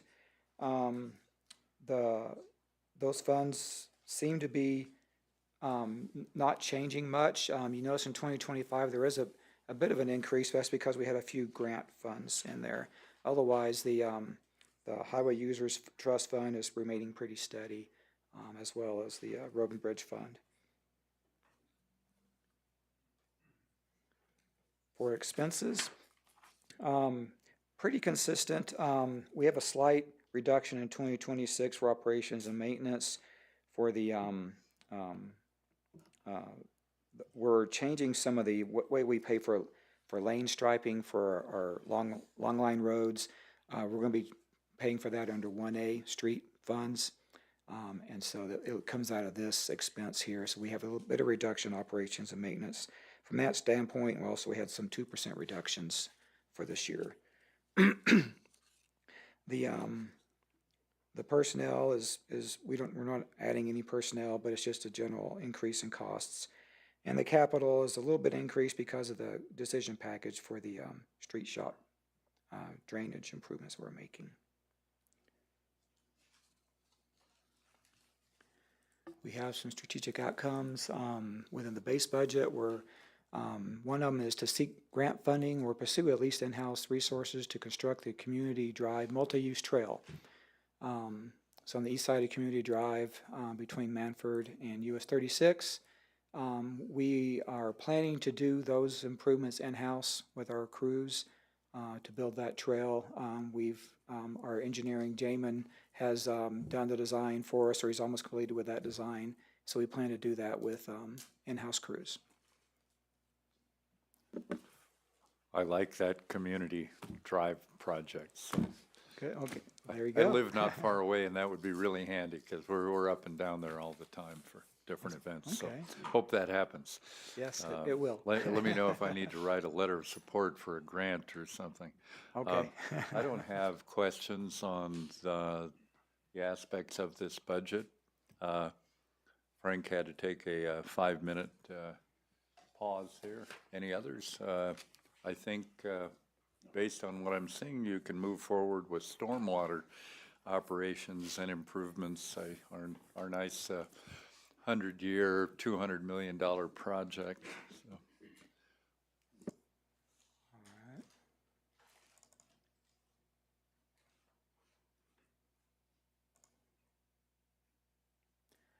All right, so this is the general fund, public works, stormwater operations, budget of about 463,000.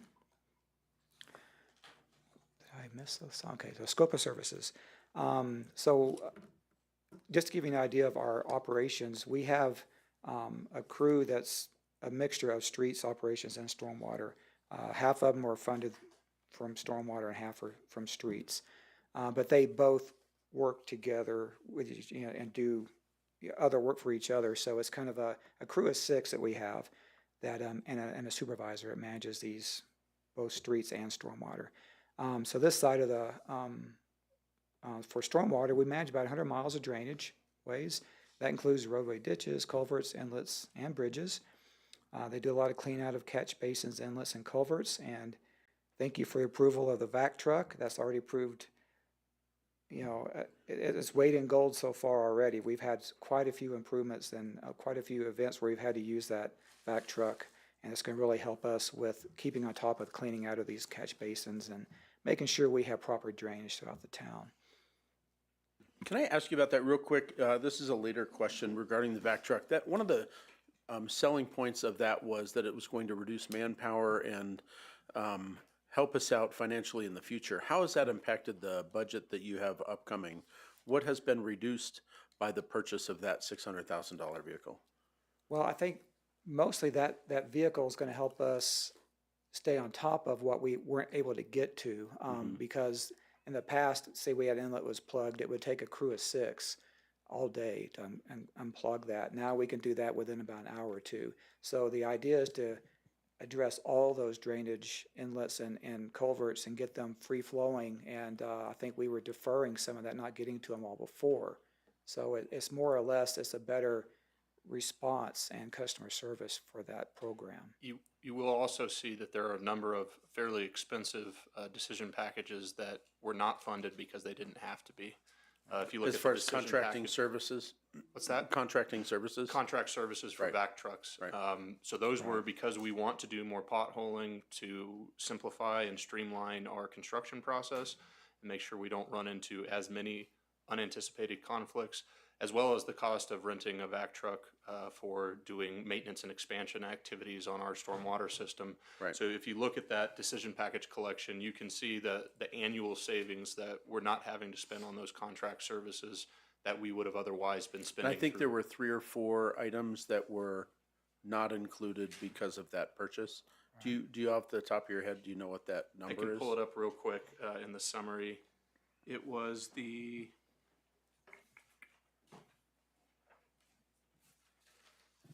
I thought I could pull it up quickly. Vacuum excavation services for utility plot holding at $60,000. And But those aren't Contracted. budgeted, those were going to be proposed items or required items or? those would have been items that if we had not purchased the vac truck, we would have needed to include in the budget to do the stormwater activities we want to do. Gotcha. So that's 60,000 for the utility potholing, and then the contracted vacuum excavation services at 85,000 as an ongoing budget item that are not funded in that decision package summary list. Those are costs that we're avoiding incurring because we have our own truck and we have the expertise and the labor that knows how to run it. And that also does not include the value, and we could probably come up with a value as we get more experience with the machine of having the ability to have that on call. If there's an emergent issue that needs to be addressed right away, we don't have to be arranged for an on-call back truck provider. That's not included. And I would like to have a good defensible, I feel good about it. I would like to have a good factual, financially supported defense for the expense of a $600,000 shop vac, as someone characterized it. I have seen it in action, and I know the advantage that it has provided. I realize that it's something that we're going to be ahead of with, but it would be good to see the numbers that we are saving to defend that. So I'm behind it. I believe it. I think it's important to keep what we have nice. Thanks for that insight. I'll dig deeper as well. And I think you'll see some savings in the 1A streets and stormwater programs where this can supplement those programs, and like the potholing for roadways that, if we have better identification of the utilities, that reduces some of the cost that we might incur during construction of a rehabilitation of a roadway or a new construction. Sometimes if you don't know where those utilities are and you hit them in the middle of it, it can accelerate the cost. Well, speaking of that, is there a way to recognize the value of this, the savings to the water department, to other departments that we may not see here at face value, when that vac truck shows up and clears out a problem in minutes versus hours?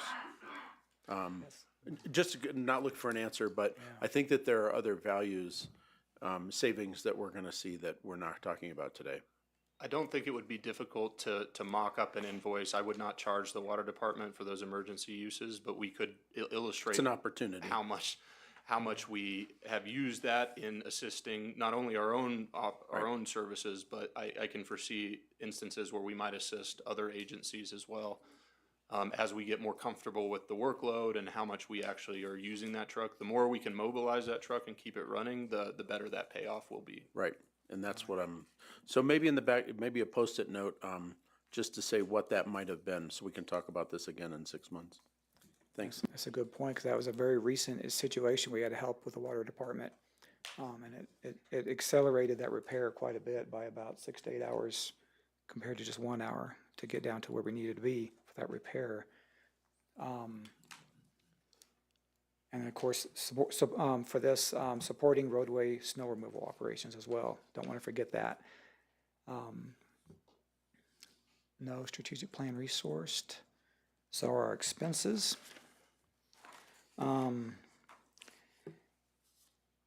Pretty consistent. Let's see here. So for the difference between 25 and 26 for operations and maintenance, a bit of reduction. That's mostly for a change in facility reallocation. I know some other departments had increases in theirs. Ours are having some decreases in our facility allocation. So thank you for that. And then, of course, we had some 2% reductions in our operations and maintenance for this year too. For personnel, we actually had some decrease, so we did not get rid of anybody, but we did have some retirements and vacant positions that were funded at maximum salaries in 2025. Now we've pretty much filled all our positions, and we know exactly what those funds are, and so we've kind of adjusted to more accurately represent our personnel, but we did not get rid of anybody.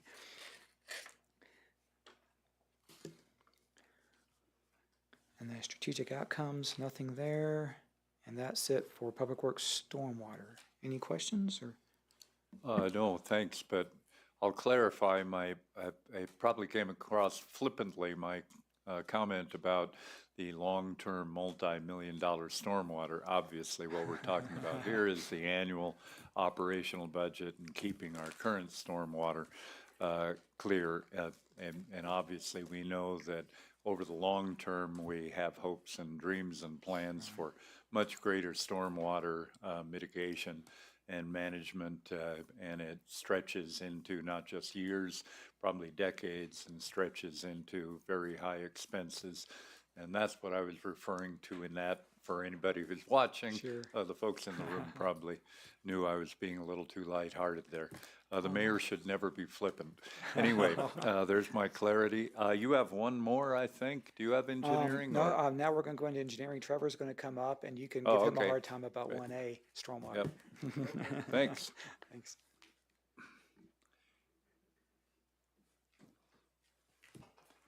Mr. Whitwer. Good morning.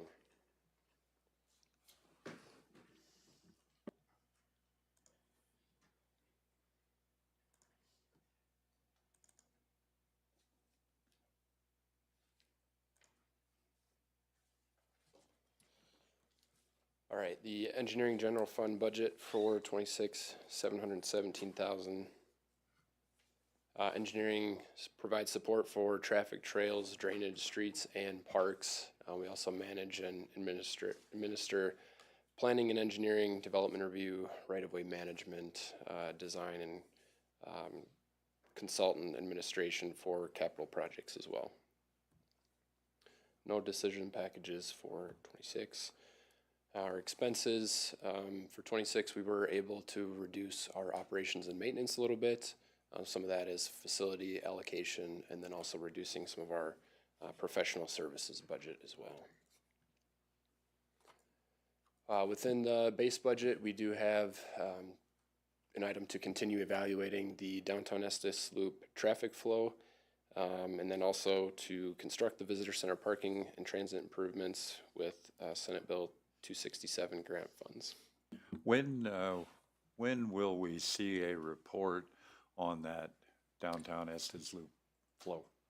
Oh, that's a great question. I will refer to David on that. Yeah. He's handling that project. We're all curious how the first full year really It's performed. been amazing, a huge improvement. I think November 12th is our study Oh, okay. session we have Great. for it to bring that.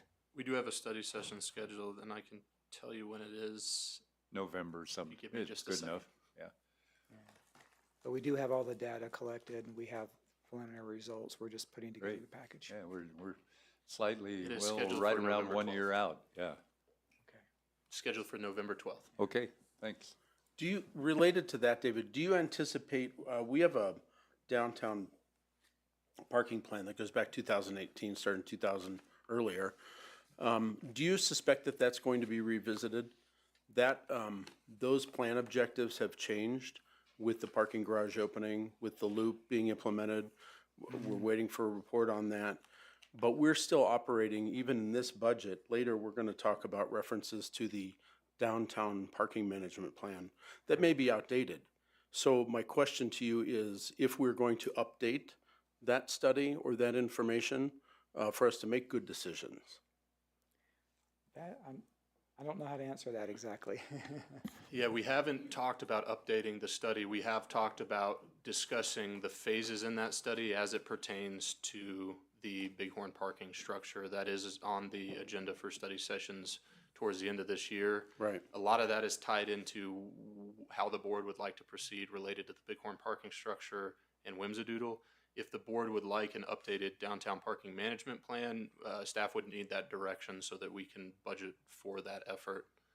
Well, we refer to that plan when we make, today, we'll be asked to make budget decisions, well, not today, in November, but we are formulating decisions based on that plan. But the data in that plan has changed substantially. Is that plan outdated now by the loop? And we don't have that data before us yet. So I think that we need to consider if we have current information to make budget decisions on all of these issues. Yeah, I'd have to talk to Public Works in more detail about whether the completion of the loop, which was anticipated during the creation of the first downtown parking plan, whether that has fundamentally changed the situation downtown to the extent that we should recommend that the board invest, probably over $50,000 to redo it. That's certainly something that staff could bring back after consideration for town board discussion. Yeah, I don't believe in paralyzation by analyzation. We we don't want to overstudy something, but I think we want to be realistic too about the information we have before us. And I'm really looking forward to what that review looks like toward the end of the year, I guess. Thank you.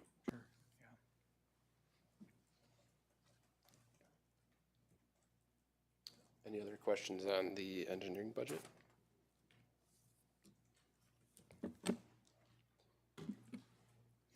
I just wanted, David, I apologize for having to walk out. I'm dealing with an insurance claim and I had to talk to the adjuster, and sometimes those things don't wait. So that's why I walked out. It wasn't lack of interest at all. I think we're good. Thanks, Trevor. We have item 13, Streets Improvement Fund.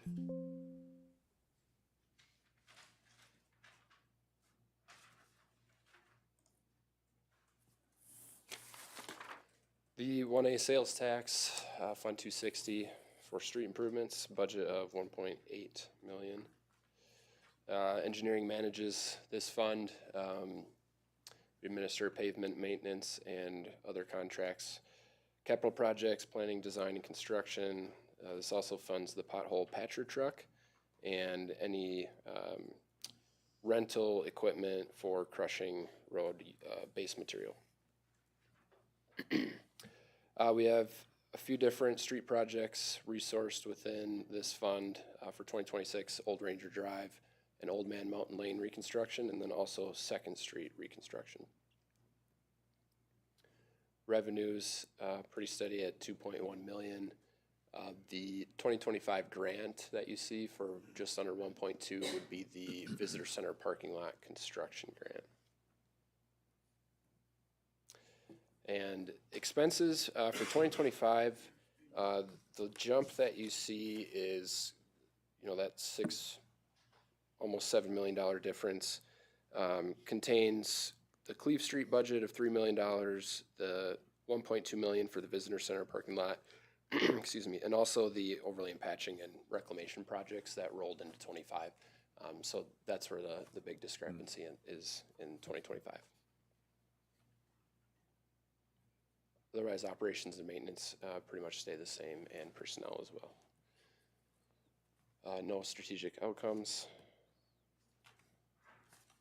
Any other questions on street improvements? Questions, comments? We can proceed to Trails Improvement Fund.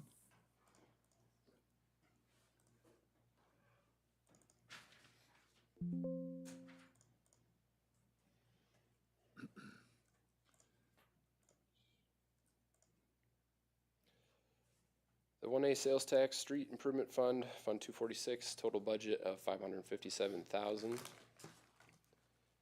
Engineering manages this fund, which includes trail expansion, administering grant applications, planning, design, construction for capital projects, and also maintenance, replacement projects for substandard trails.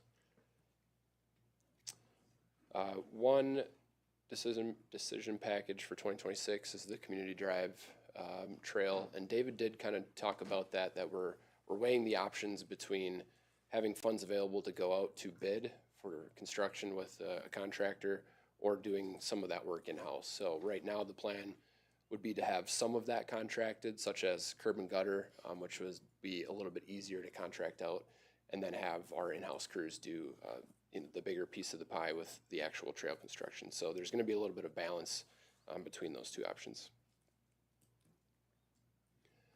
Revenue, 571,000. The 300,000 grant for 2025 is the Moraine Avenue design grant that we received through the MMOF program. And expenses pretty much in line with 2025 as well, utilizing most of those funds through a little bit for personnel for one of our contract term engineer positions, and then the rest for capital projects. Within the base budget, as I mentioned, that 300,000 for the Moraine Avenue design, and then you also may know about the NAPME grant that we did receive notice of award for, which was a $4.5 million grant. That is not included right now. That will come probably in 2026 as a budget amendment once we get the IGA executed and go through that process. Where does the Fall River Trail come in to this picture? So the Fall River Trail final phase was all funded prior to the 1A renewal in 2024. So all those funds live within Fund 244, which is the old 1A Trails Fund. 246 is the newer trail fund, which also included language for maintenance. Maintenance. Yeah, the 244 was capital or expansion only. Okay. And will you be reporting on that old fund? We do not have a report on 244, just because that's continually rolling and those funds aren't actively being used until we get into bid. Trustee Youngland, this was a project that was approved in a prior budget and appropriated, and so in our system, the way we handle capital projects is we budget everything up front so that we know we have the money, and then we spend it through the year, and if we haven't completed the project and spent all the money, we have a process at the end of the year which rolls that appropriation over. You all see that in your first budget amendment of the subsequent year. So you will see in the first amendment for 2026, the project rollover is what we usually call it, the project rollover amendment. And that will show the money being reappropriated for the Fall River Trail project. Okay, which is still on target to begin, I take it. We are actively pushing to get that IGA so we can move forward with bidding that project out. Okay, thank you. I will note that is an objective in your 25 strategic plan. It is highly dependent at this point, being able to advertise that construction. It's highly dependent on CDOT returning the IGA so that we can execute the IGA and advertise the project. There is a chance that that will not be completed this year if we do not get the IGA back from CDOT. Hopefully we will get it at least by January so that we can get a RFP out or a bid out while companies are still building their yearly profile.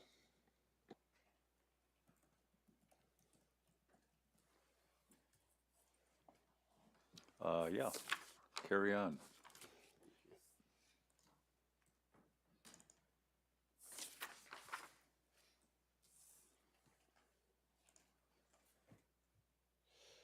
Okay, the last Public Works 1A sales tax item is the Stormwater Fund 265, budget of 1.247 million. This includes management administration for stormwater infrastructure, the planning, design, and construction of capital projects, and also flood mitigation. The decision package within this fund, a little over $1 million for stormwater master plan CIP projects. Revenue through 1A for this fund is about 1.279 million. And expenses, we do have our stormwater engineers funded through this fund, and then the rest of our expense this year is for that capital improvement project, which is really kind of vague, but we're working on building this program right now, so Greg's doing a great job of digesting the master plan that we had completed in 2018 and working through capital improvements as well as maintenance on how the future of this program is going to look. So we're constantly weighing in-house services versus contracting services and what the rest of our stormwater management system really needs to get off the ground and be built. So that $1 million is going to fund a plan? It is for capital improvement projects, and what Greg and what Public Works, what we've learned through the master plan is there's various capital projects outlined.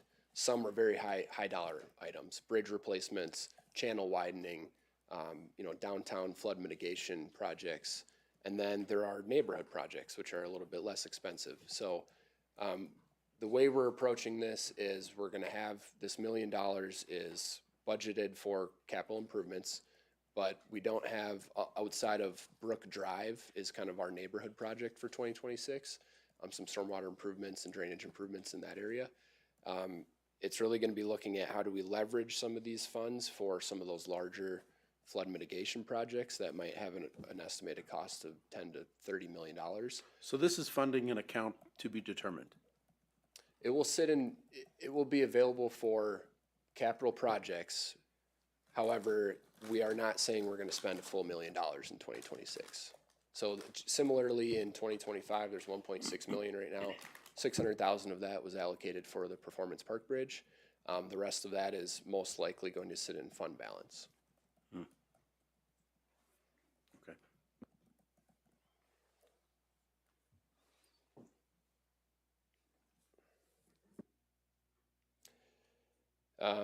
As previously mentioned, the Performance Park Bridge replacement is budgeted within the base budget of 2025. No other projects resourced. Any other questions for stormwater? I think we covered them along the way. Thanks to you and David for covering half of the agenda. Thank you. We can now move on to transit operations. I expect, Dana, you will do both that and parking, correct? That is correct, Mayor. Yeah, so.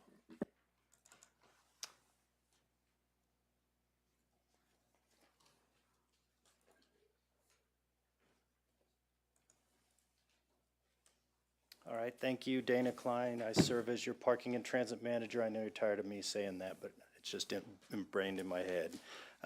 Today, we're going to talk about the transit fund first, which is part of general fund. Sorry, with a budget of $959,908. Our scope of services, we manage the seasonal summer transit program. We expanded it a bit this year, and so far we've been able to serve over 105,000 customers on the system, so that's been really nice. Special event service for town-produced events. I know Rob gave you a list of that earlier today, and a lot of those events do take advantage of our transit services for their events. Federal and state grant management. This year we've been able to use about $300,000 of grant money to supplement general fund expenses in here and to expand programs. Planning and capital projects include trolley facility, that Trevor kind of talked about with the visitor center parking lot redesign. Trolley facility is definitely on the back burner and probably something that at this point is not something we're going to pursue for the time being.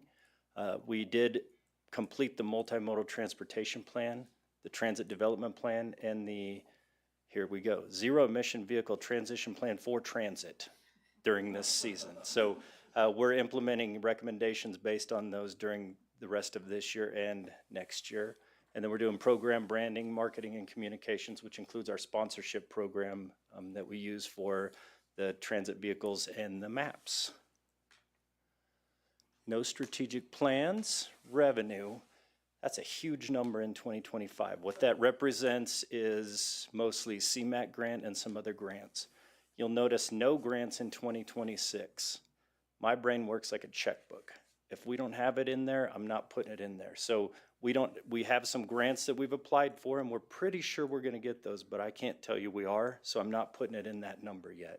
The only number we're showing you is sponsorship revenue, which we should be able to obviously obtain next year through sponsorship with the vehicles and the maps.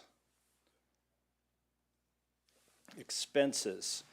Again, that large expense item that's in there is for implementing some of those CMAQ pilot programs. Some of that money will be transferred to 2026 as a carry forward, and we'll start implementing some of those programs next year. It has some personnel in there, which is one half of me, depending on how we cut that up, and some other folks that are supporting our transit department.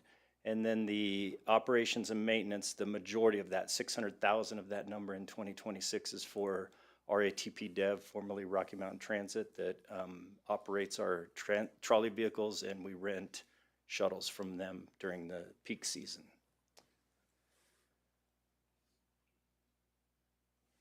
Strategic outcomes is to implement those CMAQ-funded pilot programs. Again, we were able to do a little bit of that this year in September, and at the end of this year or early next year, I'll be coming to you with a full recap of the season with successes and things that we can work on for next year.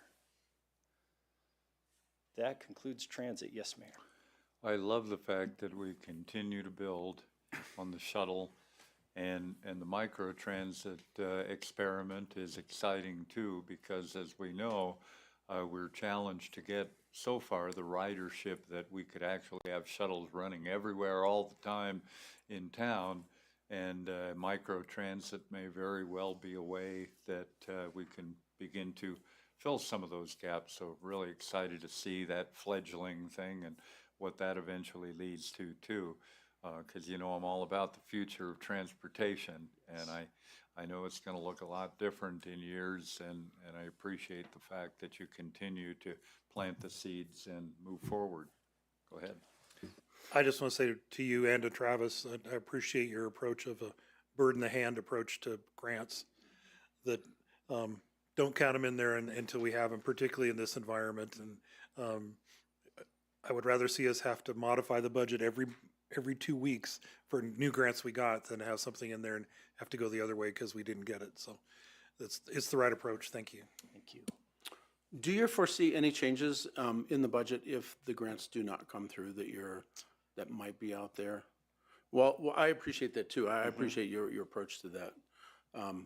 Do you think that this will change? Will the spending change if the grants don't come through?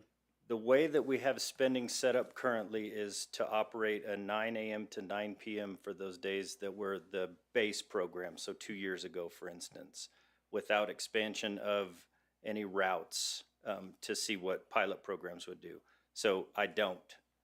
The amount that's in there now would satisfy that 9 a.m. to 9 p.m. for the red route, and I believe at least weekends for the other routes. So that's what we budgeted for in the base budget. Is this where your halftime employee fits in? Did I? In transit or? No, it's in the No, next. It's in the no, next no, it's in section. the next one. Okay, when you indicated, you made a reference to the 163, I think was a personnel in a prior slide. You said that was a half of you or something. Your reference was very quick. What is that personnel capture in the transit section of this presentation? I would have to rely on my finance guru team here to give me that breakdown, but it's 50% of me, a percentage of our front desk person, a percentage of our director. No, I think it's a percentage of project management.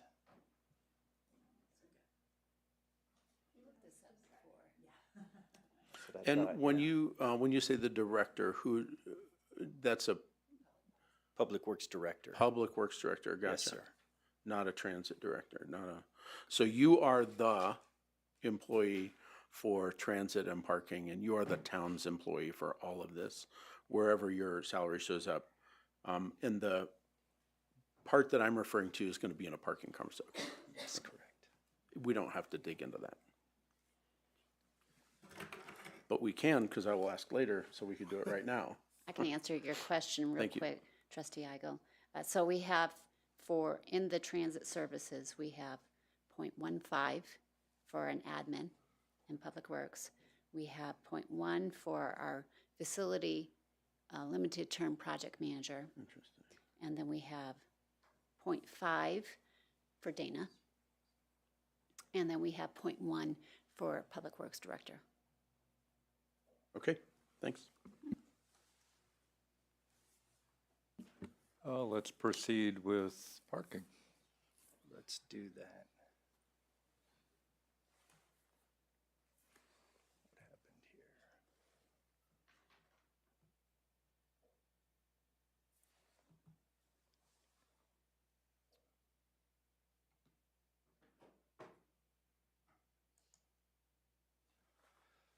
Okay, parking services. The expense side is $793,179 for 2026.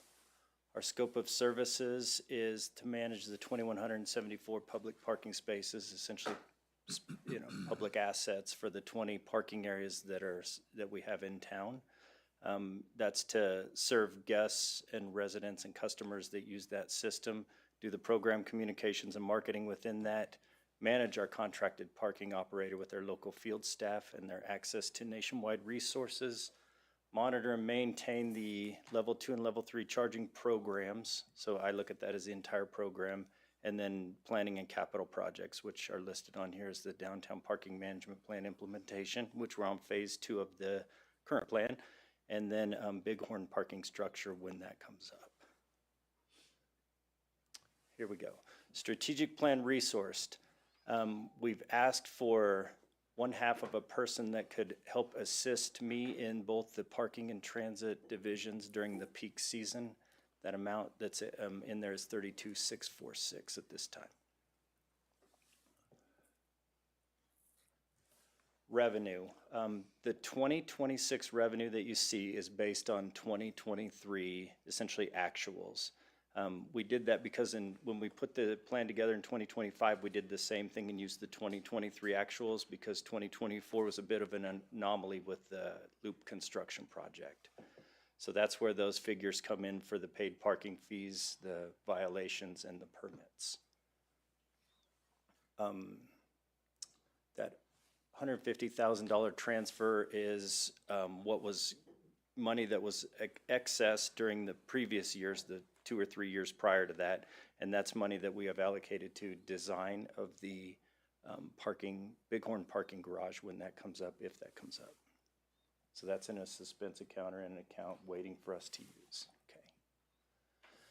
Expenses. Same thing on that capital for 2025. You'll see that large yellow box, 628. 600,000 of that was what we had allocated for design of the Bighorn parking structure.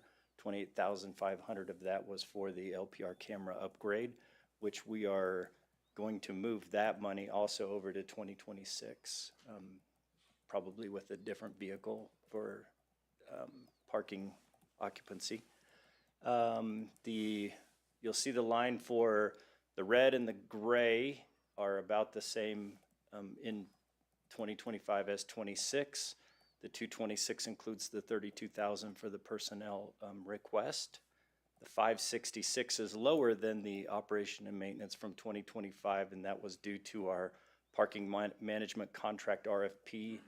Last year, we had put a number together thinking that was probably what those would come in at. They came in much more competitive than I had anticipated, so that was a 16% savings in that category. Strategic outcomes is to identify funding and construct the 3-level parking structure at Bighorn parking lot. When that comes up, I know those discussions are very fluid at this time, so when that does come up, we're ready to support that. Yeah, the whole whimsidoodle potential connection with that too. So yeah, very fluid, very fluid. Yes. Thanks. You anticipated questions from me about the employee, because I think there's a couple of questions that come up with adding to an employee. Throughout the years, we talk about how many people work at the town, how many people, the town is always growing and adding, and that's not necessarily the case. And one of the responses that the community can be given is, we don't add full-time employees, correct me if I'm wrong, without the approval of the town board. Accurate? Okay, there are some. That is in policy governance. The town administrator is able to add employees that are grant funded for the term of the grant. Right. Or temporary employees that are funded with existing dollars for a limited term. But ongoing FTEs are not allowed to be created without the town board's consent. And one of the notes we have for next year is to really clarify that process and add a slide about how that works, because we've heard this question over a number of years and recognize it's an area for improved clarity. And I appreciate that. It was going to be one of my next questions was, I'll get to it. So what we are seeing here is an employee being proposed to add to a department of the town. So I think that this does a couple of things. This is a statement by the town board to say, philosophically, we want to grow the parking or the parking department, the parking part of this organization. Well, not transit. This is a separate fund, but that person will function in both. Is that correct? Correct. Okay. So when I look at what you do every week, you should look more tired than you are today. There's no doubt that you have sacrificed a lot personally to give to the community, and I appreciate you personally for your commitment to this job. I am paying close attention to transit and parking in our organization, so I don't want you to misconstrue my feedback here personally. Because I don't know anyone really that's as committed in character and work that you are. Looking at the 80 hours that you put in each week surprises me that you're willing to do that, and I appreciate it. However, to grow the parking and the transit in our community, this is one of the hottest topics in town. For very recent data, a representative of our chamber made rounds downtown to talk with people. I'm looking at you because you're kind and easy to look at. But as part of this conversation, the number one topic that came up was paid parking, and that it's more of a negative impact than a positive impact to the business community from a wide range of people that were part of the conversation. It wasn't me. It wasn't related to me. It came to me happen chance that I got the information. But when we look at and we refer to a parking management plan that may be outdated, and I'm going to refer back to that several times because this addition to a full-time employee is to grow this department, one of the hottest topics we have in the community. I think this is going to make a statement that the town government wants to grow this. And I think we might be using old information. So I would like to have a better understanding of what we expect you to do, what we anticipate the parking and transit to do in the future. If we are going to grow it, what are we basing those decisions on? And if we are going to fund additional employees in parking and transit, why?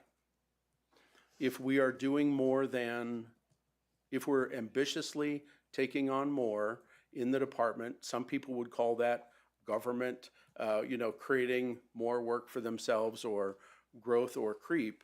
I think we have to be very careful about that.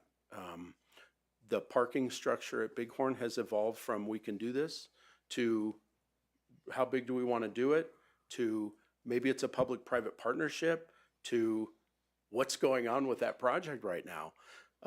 We need to make some decisions as a community about if the loop worked, if we need to make improvements to our parking capacity, if that's philosophically what we want to do. There's a community person that will come and say, no more cars.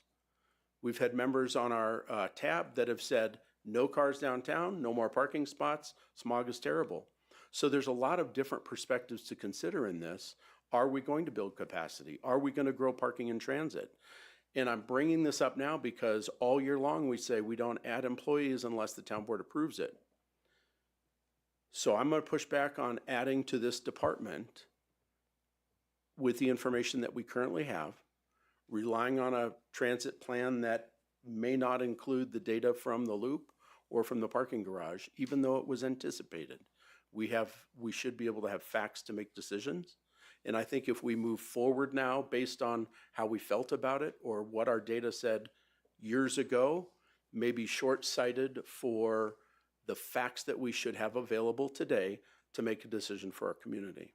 So I'm pushing back on adding a full-time employee. I'm going to ask for more information about it and try to understand it and maybe interpret that information to this board to decide on that as we go through the process. I think I have finished my speech, and that was not a prepared speech, but just based on what we're seeing here today. Sure. I do want to clarify one item. The $32,000 half-time employee is not to grow these programs. It's to handle what we have now. So if there's items that the board would like us to reduce, knowing that would help because we can't continue at the pace that we're going right now with parking and transit manager Klein. I completely understand that. And so I want to be able to look at the job description and see what are the parameters of this program? And are we exceeding those parameters by choice internally, or are we exceeding those parameters because the demand is so much greater than we anticipated? And I'm sure that you could answer, one guy just can't do it all, and I can understand that. but I also want to confidently be able to defend the decision to fund another person, which is a financial decision and a philosophical statement. So I'm going to ask for more information to try to interpret that. I don't think there's a question there. That was just, that was a reaction to the proposal that you're making to us. It would be at budget approval time during the public hearings that we would approve or not approve the position growth. Correct. right? If the board would like to modify or not approve this, you can let staff know now. You can let staff know after the first public hearing. You could let staff know at the second public hearing. We would appreciate it if you didn't. Right. If the board needs more information, we can certainly share the job description of the parking and transit manager. We have a broad overview of what that position is currently working on, if more information is needed for the board to make a decision one way or the other. Well, like with study sessions, typically, I mean, a representative consensus from the board could help determine where the thinking is at now, although in the first public hearing would certainly be an actionable item were we to request to make that change, and lacking, unless the whole board speaks in and you have some consensus, I'd say it's probably in the public hearing. You know, as far as being a hot topic, it is a hot, if focused topic. It's a topic that we get into frequently at different times with this board's discussion. I see it as a very focused hot topic because it affects primarily a central segment of the town where the paid parking exists. When does paid parking end? October 15th, October 19th? 19th. 19th. Yep, Sunday. Same time a lot of things, I Yes. think. And although timed entry in the park has ended already for harsher reasons.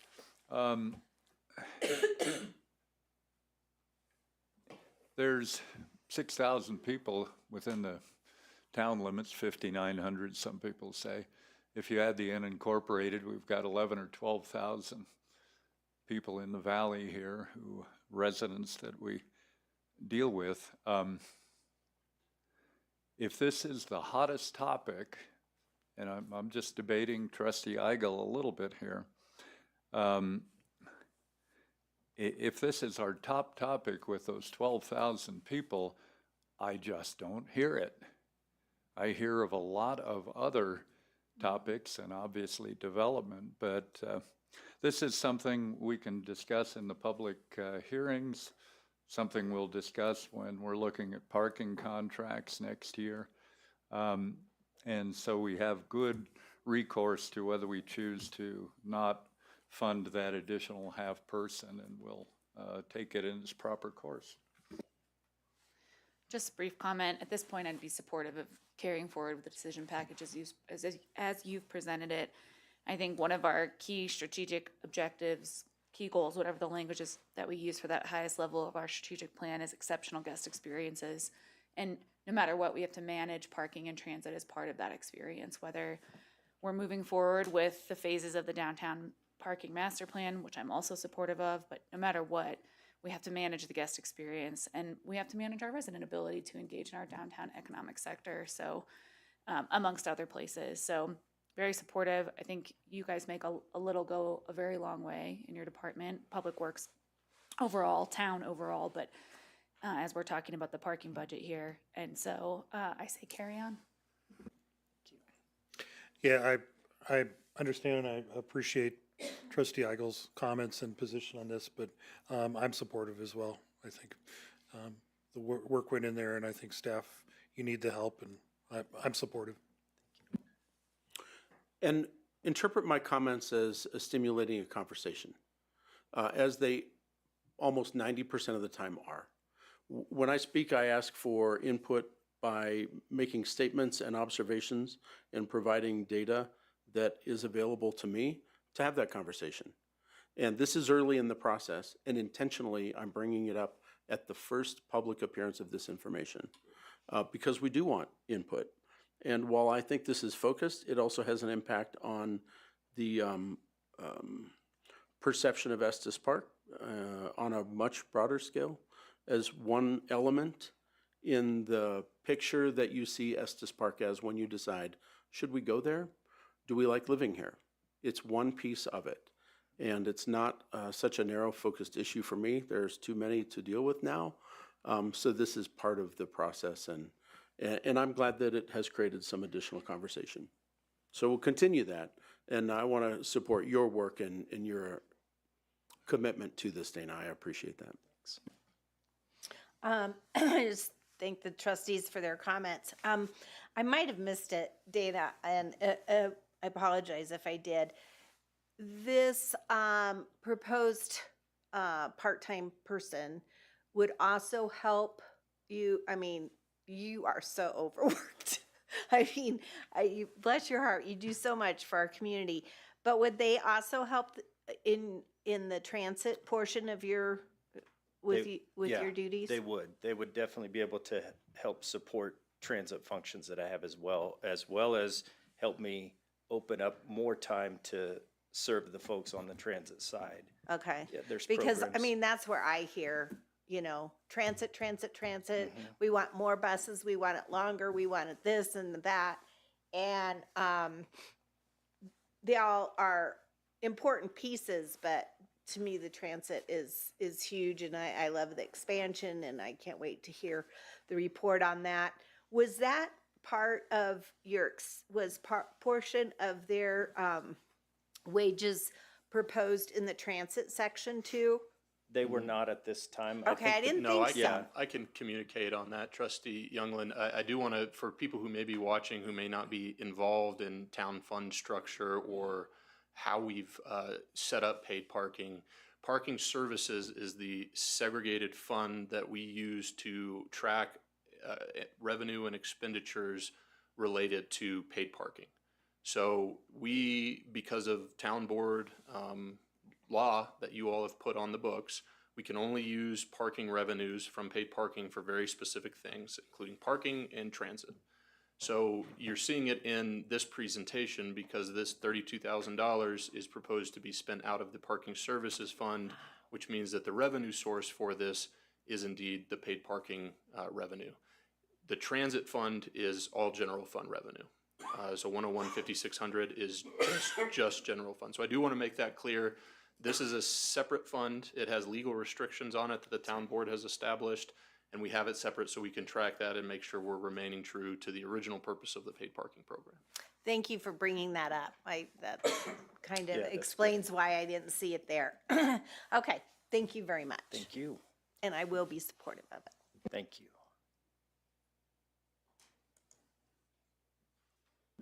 All right, thank you, Mr. Klein. I believe that the next three will belong to Director Bergston with, starting with the utility overview. Thank you. I am going to ask for help, though, from my staff, so you will also hear from Joe Lockhart and Jason Fredericks. But I'll tell you a little bit about an overview, mainly to discuss the fact that we do a lot of capital projects, so you might notice some of the bar charts looking pretty wonky. That's because a lot of those capital projects take more than just a year. So let me start by saying, Mayor, trustees, thank you very much for having us today. I'm Ruben Bergston with the Utilities Department. That includes Trailblazer Power and Water. There's two funds, Power and Communications 502, Water 503. Power and Communications is a budget of $27 million this year, and the Water Department $8.1 million. So as I'll carry on from the last discussion talking about delineation of monies and funds. We are an enterprise fund, which means we charge for services. We do not collect sales tax revenue or tax revenues. We are the benefactor of some of those tax revenues through grants, but our operations are funded by rates. It is a government-owned business, so that's where it can be confusing. For example, you are elected by town citizens, but you also represent people in Allens Park, Glen Haven, 36, 34, when it comes to electric and water service.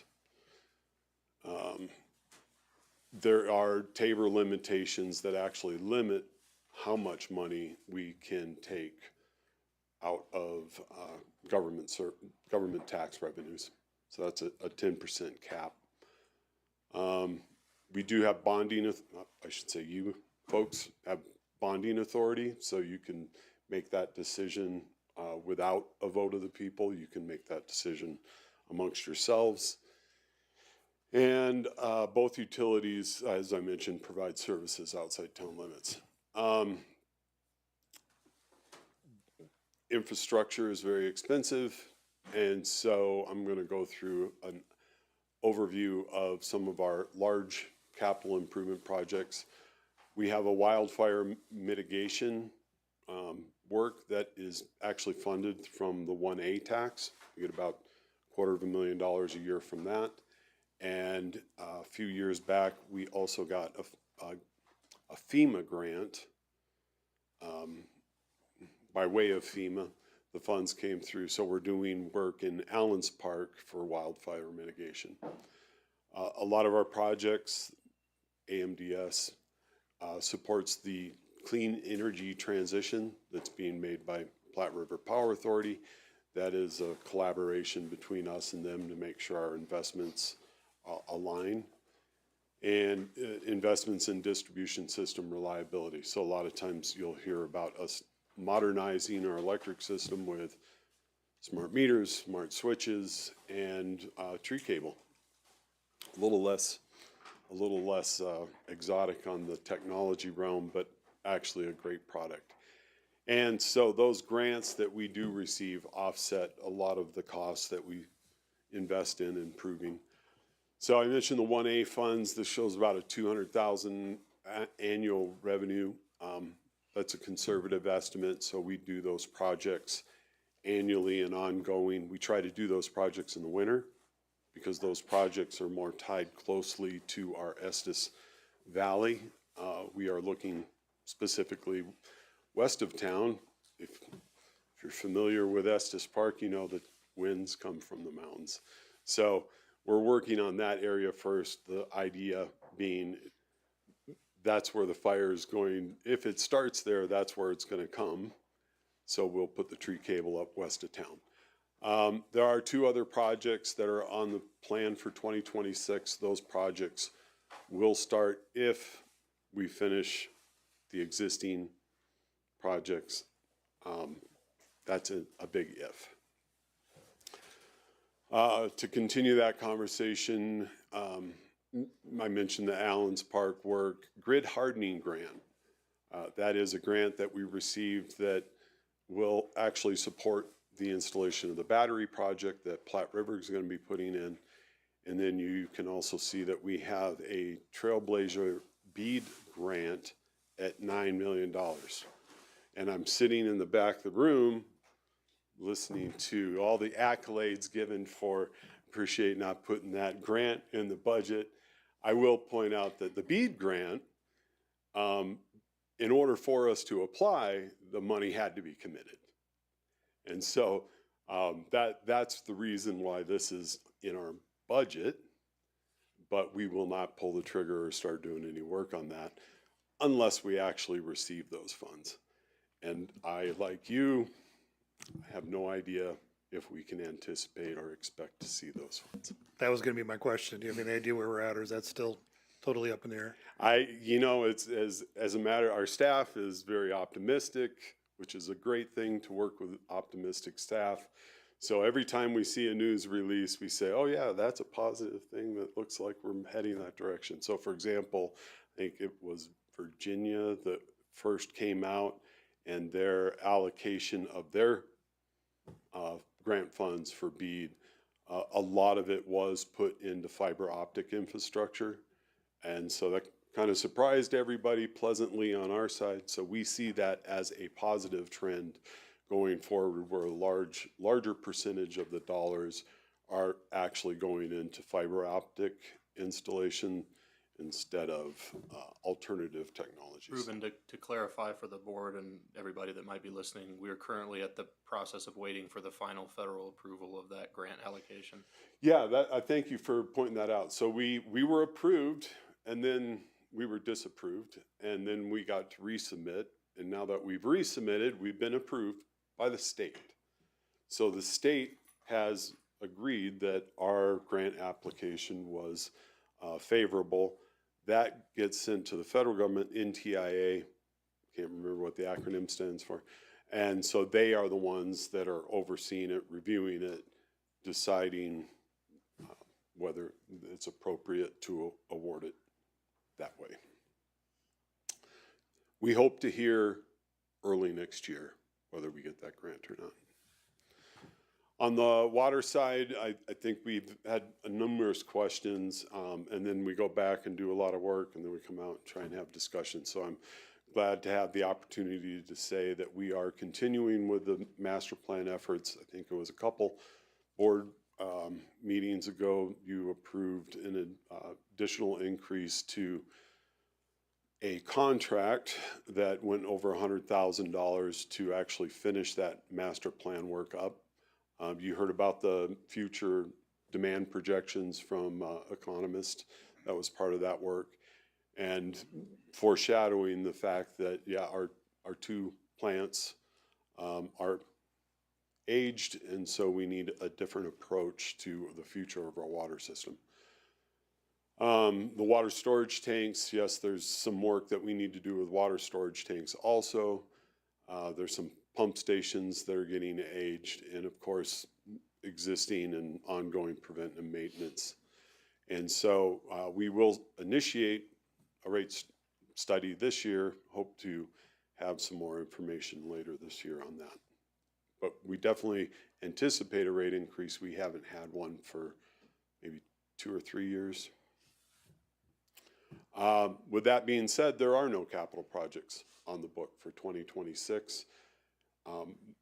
We're kind of waiting to finish that conversation, bring it to you and the public, and have that public discussion about the needs for the water department before we actually make any commitments.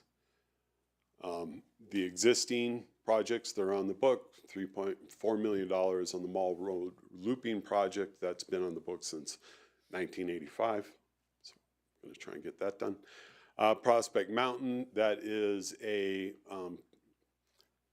specific special project funded by just those customers. And then the Carriage Hills Spruce Knob project, which we did get some grant funding for, and part of that project is tied to the private Spruce Knob Water Company repayment, just like Prospect Mountain was.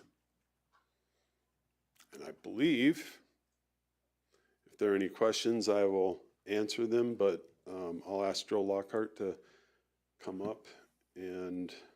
Ruben, can I ask you just? Sure. There's a line for intergovernmental revenue that is not included in the 26 budget. What is that? Did I miss that part of what you just told us, or? Well, intergovernmental revenues, probably ask Tammy, but in general, that means either a federal grant, state grant, or it can actually mean a transfer between general fund to power. There is, this year in 2025, there's a budgeted transfer for the BEAD project. The general fund's going to be putting up about $2 million to support that grant.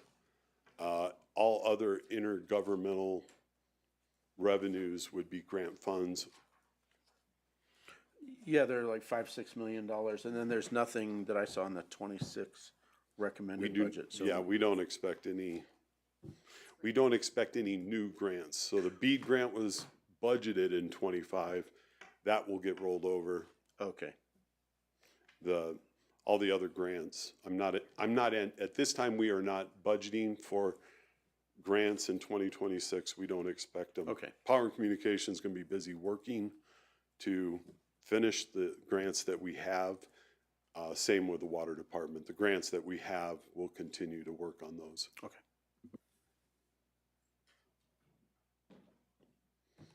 And now Tammy can fix everything I said.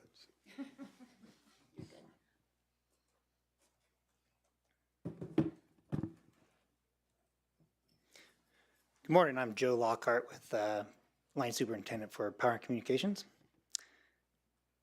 The first slide was total budget for PNC is $45,335. The scope of services supply electric power to approximately 10,500 accounts, including Rocky Mountain National Park, deliver modern high-speed internet services, with Trailblazer broadband, maintain and construct new Trailblazer and electric power infrastructure, read and replace all the electric and water meters, and provide energy efficiency programs with Platte River. This is part of the strategic plan for 2026. We plan on replacing Acacia Drive and Concord Lane with new tree cable. Depending how the weather is and how we are with the grants that were earlier funded. Here are the revenues we project for 26. Just under 27 million, so 26,728,000. Here are the expenses that we're projecting for 26. You'll see that big $15 million number in the middle. A lot of that are one-time grants that we got. That's about $9,100,000 of that is the wildfire, the grid hardening, and the BEAD money. Also, you'll see a big jump in the employees, the personnel. That is fully funded personnel. We did add some staff in 25 that replaced contractors that we were paying.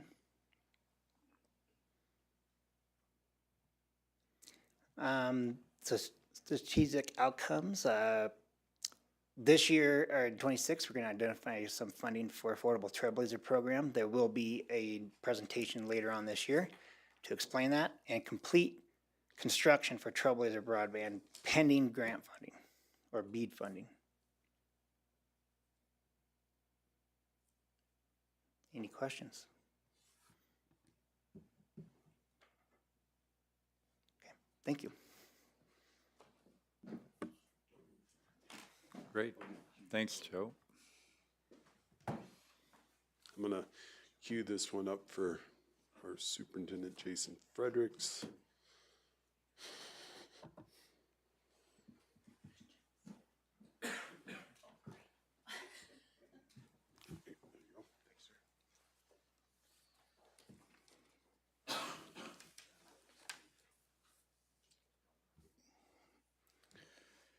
So, good morning, Honorable Mayor and members of the board. Yep.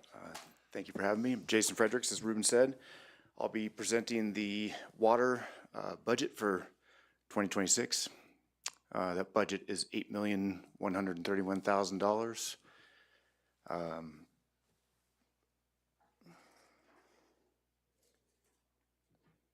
So our scope of services, some of that overview includes our distribution system operations and maintenance, the operations of the water treatment plants, O&M there, some management of water rights and augmentation accounting that we do, of course regulatory compliance testing and reporting, capital construction on the aging infrastructure that we have, water quality monitoring throughout our distribution system, and then laboratory support for other water systems. And just want to point out some of the, the maintenance that's done on our water treatment plants and the distribution system includes aging infrastructure, but also the infrastructure that's newer that we're also maintaining so that we can extend its useful life. So it's not all about the aging things that we're taking care of. I'm sorry. We don't have any strategic plans resourced right now for this 2026. So our revenues, as you can see, I think Ruben touched on this, but the grant funding, that were the big number there, the $6 million from loans, and we're not asking for that. We're not planning on anything for 26.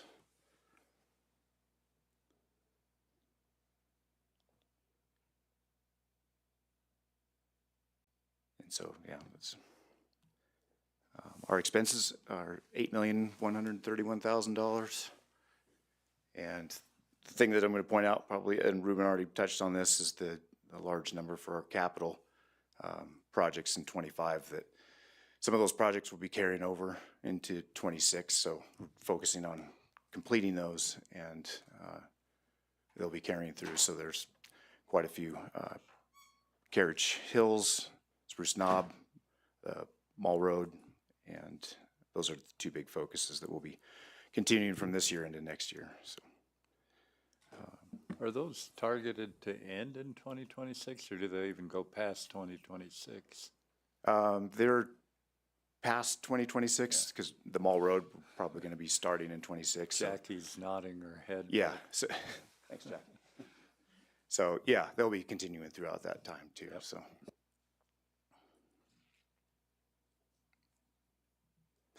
Our strategic outcomes, one we have is resourced within our base budget. We'll be looking to implement an enforcement process for customers who do not comply with water administrative regulations, and really what that means is we're looking for unmetered water. So there's connections we're continuing to find that people are, so there's meters that we find, or unmetered water that we're finding that we want to make sure that we're capturing and then have an enforcement process for that a little bit more detailed. And then also with our cross-connection control program, that includes backflow prevention assemblies, that we want to make sure that people are actually testing under the requirements of that program, which is an annual test for that. So those are the two things we're trying to capture with that. So. Without giving away the method that people use, how does that happen, the unmetered water? Without tipping other people off about how to do it. Yeah. No, it's good because if anybody's listening, that they'll know what that actually entails. So from a water main, they have a service line that's going into a facility, either it's a home or a commercial building.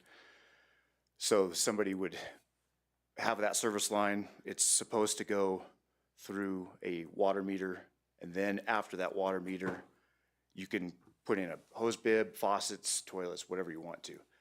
What sometimes happens is there will be a connection before the water meter, like a yard hydrant or a connection for a hose. We found sprinkler systems connected to those before the meter, so all that water is being used without going through the water meter.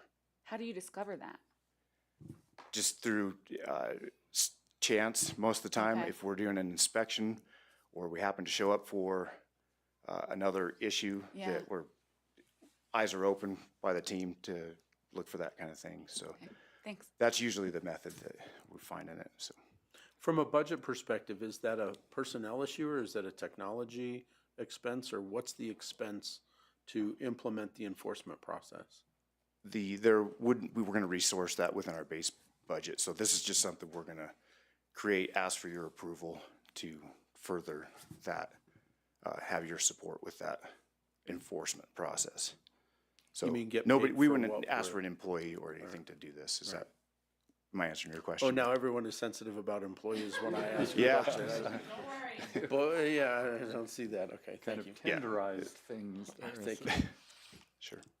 And not specifically, well, it obviously related, but, and Travis might know the answer to this as to when will we next study the future water treatment plan replacement? Is that into the new year or yet this year? The next step is finalizing the water master plan. We anticipate optimistically the end of the year, likely early 2026. Once the water master plan is done, we'll begin the rate discussion with the board and with the community. Okay. Any other questions? It appears not. Okay. So thanks, Jason. Yeah. Thank you all very much. Have a good day. We have a budget summary at this point, and I guess that's Tammy. I was trying to get it up for you, but I lost the. I'll hit escape. Here we go. Thank you. Okay.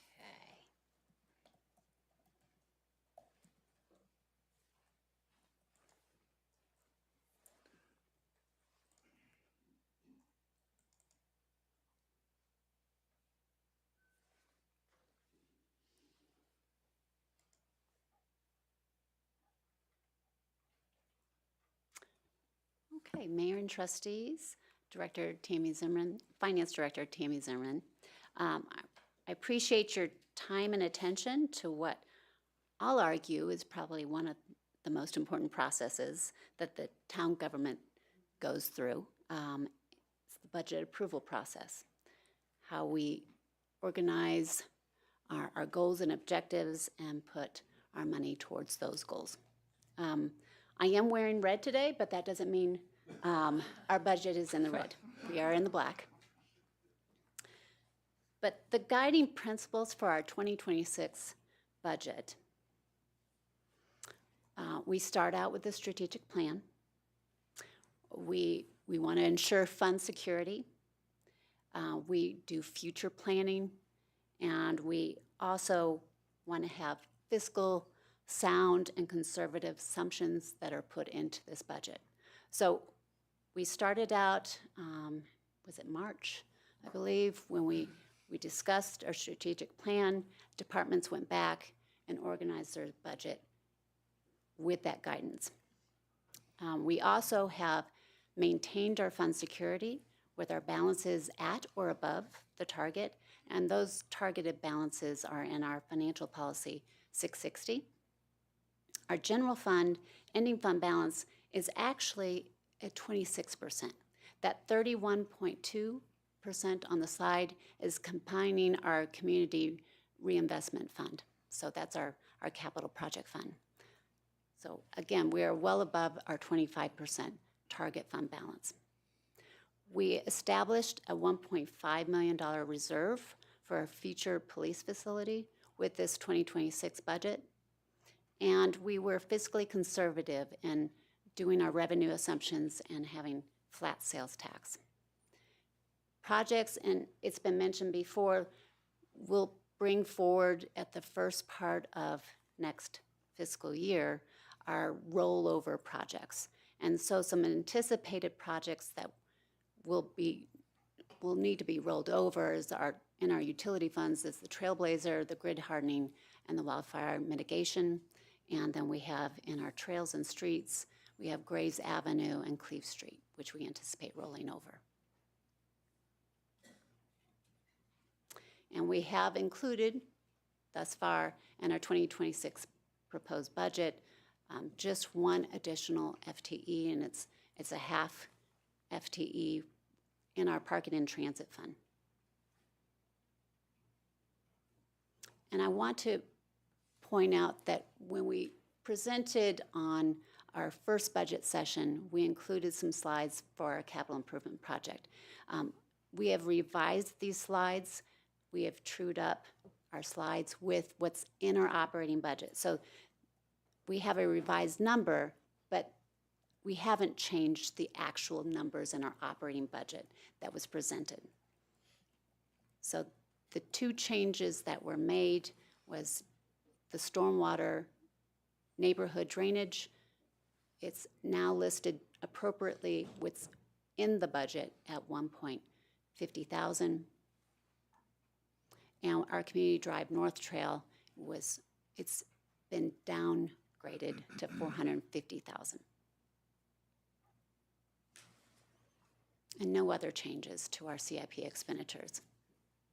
And all the details for our CIP projects were included in the packet that went out, if you have any questions on those.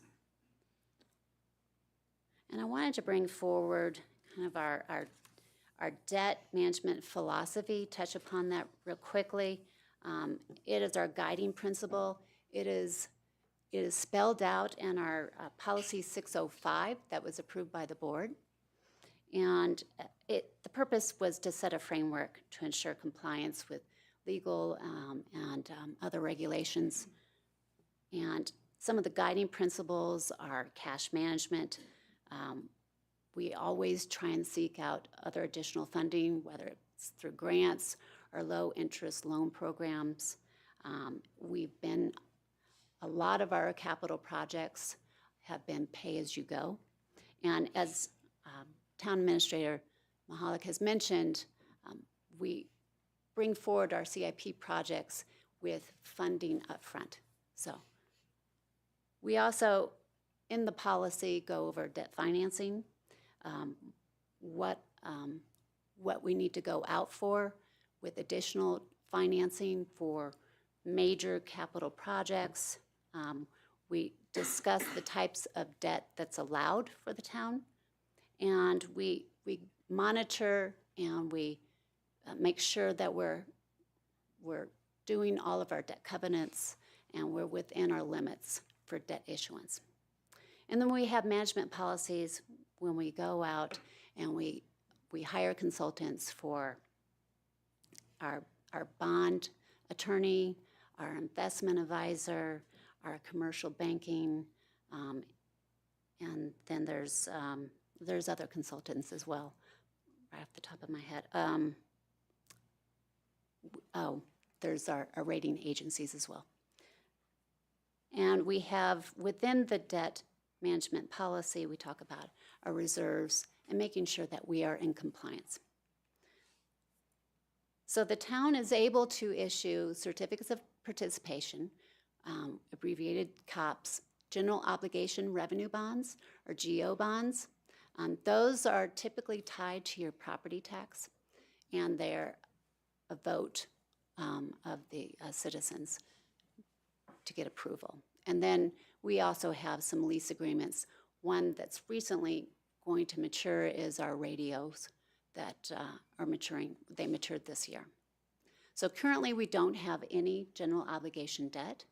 We're authorized to issue up to 3% of our capital asset value, and currently that's at $95.8 million.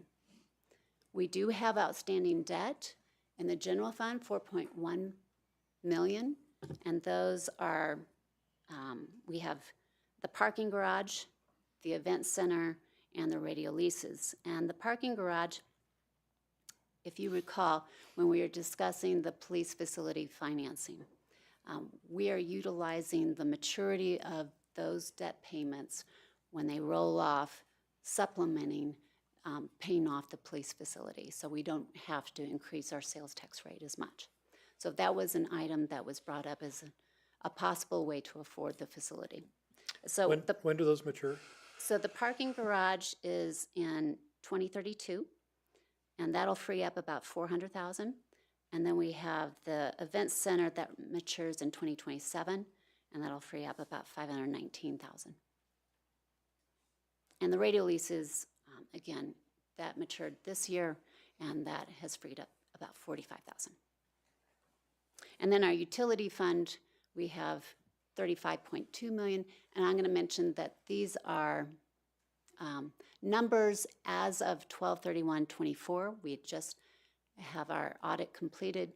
So we have in that $35.2 million Trailblazer broadband, water projects, and some radio leases. So $23 million is about related to the smart grid, 5.4 million other power and communication projects. On the water side, we have about 5 million for the Prospect Mountain and close to $500,000 for the park entrance and about 1.4 for the Mary's Lake Treatment Center. Any questions on our philosophy regarding our financial flexibility and planning for the future?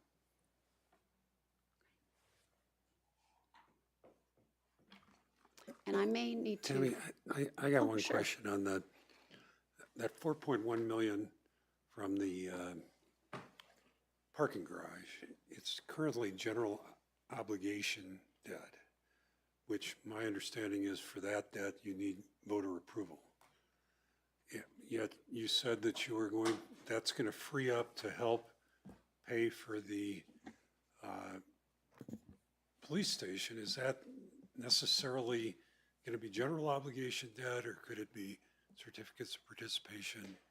It's not a GO bond. It's a COPS that's funded with general fund revenues. Okay. So those general fund revenues would be otherwise available to add employees, add services, and what we're saying is that instead of growing into that revenue, we're going to hold it out as part of the police facility financing package to keep the borrowing costs, if any, down. And I wanted to comment, I'm really, really pleased you build in the $1.5 million towards the police facility. I'm sure that's not just a one-time thing either. It's likely to be numerous years, and I know that puts a lot of strain on the budget otherwise. But I do really appreciate that. That's an appropriate thing to do, and I'm not sure whether that's always been done or not, but it's obviously a big lift for that anyway. But I've got a kind of an overall question as to, I'm learning a lot about public accounting for public entities. That I'm pretty familiar with private stuff, but public's really fundamentally different because the whole fund thing. And it makes it kind of hard to evaluate how you're doing it compared to budget, since you make budget amendments throughout the year to make. And it would be interesting, I'm not sure this is the right measure, but it would be interesting to know at the end of the year how we came compared to the original budget, not all the amended budgets, to see what that means in terms of our success in getting grants, our actual, sales tax collections or other collections, even fee collections. We don't really do that, though, do we? We actually have a section in the back of our audited financial statements. On the audit? It's in the audit? It's in the back section where we do take each fund and we compare it to the original budget and the amended budget. And I versus presume that actuals. informs putting the new budget together to some degree. It does. Right, okay. All right, and I, because I mentioned that earlier about the negatives associated with converting vacation rental property to workforce housing and how that affects our budget. And, I guess it would be really nice if we had an economist to help project this stuff. It's not realistic, I don't think. Yeah, and so, a flat budget is the safe way to go. But I think it's really important to look at that comparison to get a sense of, at least for the past year, how accurate were we in our original, budget projections. And anyway, it's just a thought process. It's just something that has appeared to me as we've come through and as I've tried to understand the whole accounting for all this, because it is confusing. Thank you, Trustee Brown. And we do put out, in fact, we should be putting out pretty soon our economic dashboard on our website. We do analyze every month our sales tax collections, and we do that by different categories as well. But it is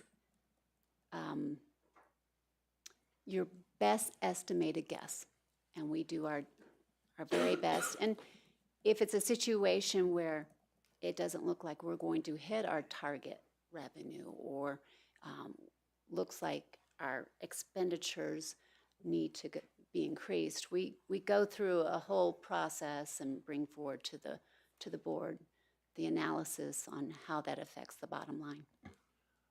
I'll also note that even if we haven't triggered the formal review that's contained within our fund balance policy, our cash and investment policy, staff is always monitoring the economic situation. For if we had been on the receiving end of a federal government shutdown in July, we would be reacting very differently than we are right now. We react depending on what the park capacities are.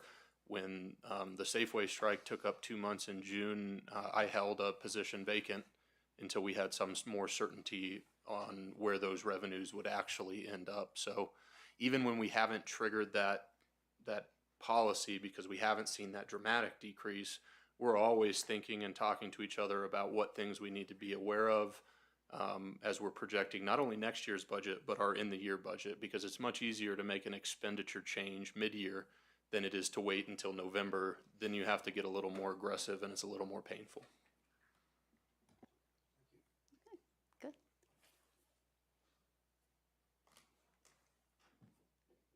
I will probably turn over this first section to our town clerk, Jackie Williamson.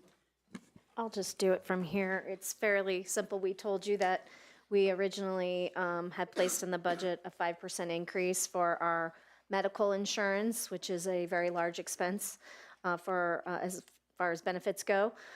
Our wonderful benefit broker has managed to go out to the market again and get us a really favorable increase to our stop loss.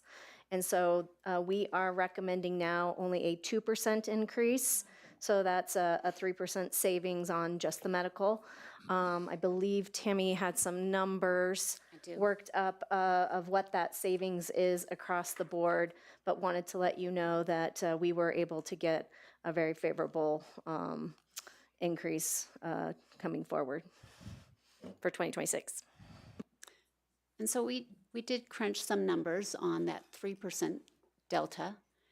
For the general fund, it's a savings of $47,000.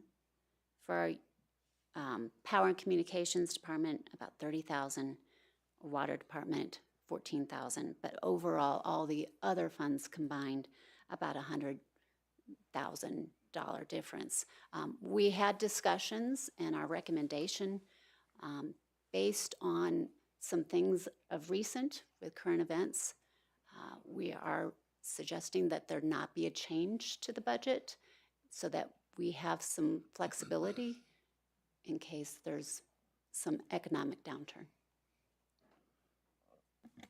Essentially, we're not going to spend that money now because there's a little uncertainty. And it's a little late in the process to try to reallocate the extra, 100 and some odd thousand. Correct.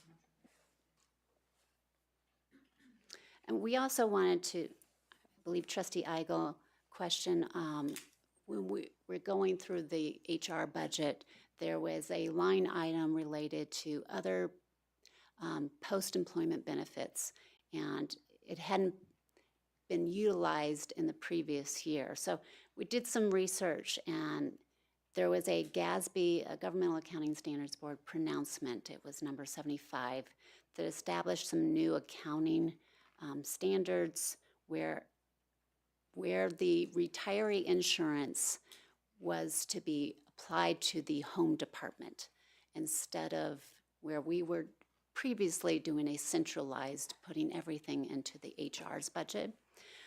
We're recommending that we don't change the budget going forward because the departments, the home departments that these retirees are in did not build that into the 2026 budget. So we can, if they so choose to have this insurance, we can reallocate it to those home departments. It wasn't, so in the past, when it went to the home department after 2018, we had vacancies in those departments. For example, the police department, where it just didn't stand out. We are also going to redo the budget in 2027, where we will allocate it, where we think those retirees will hit those budgets. So I just wanted to kind of clear that item up. There was some expenses in the HR's budget, but those were for departments like the senior center and the convention center employees, that those departments no longer exist. In the slide, the range that you give us, 10 to 33,000, that's the global expense?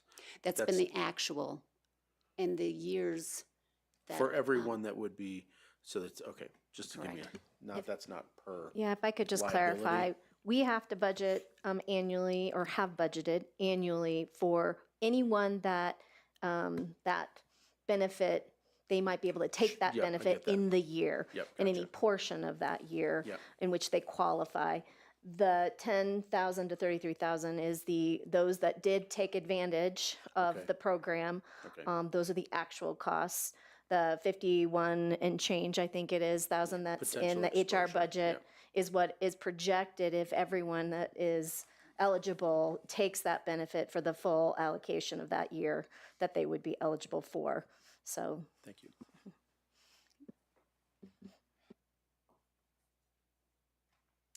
I just wanted to re-go over our timeline We do have the upcoming, I know it was mentioned, how can we involve the public more? We do have public hearings coming up, the first one being on October 28th.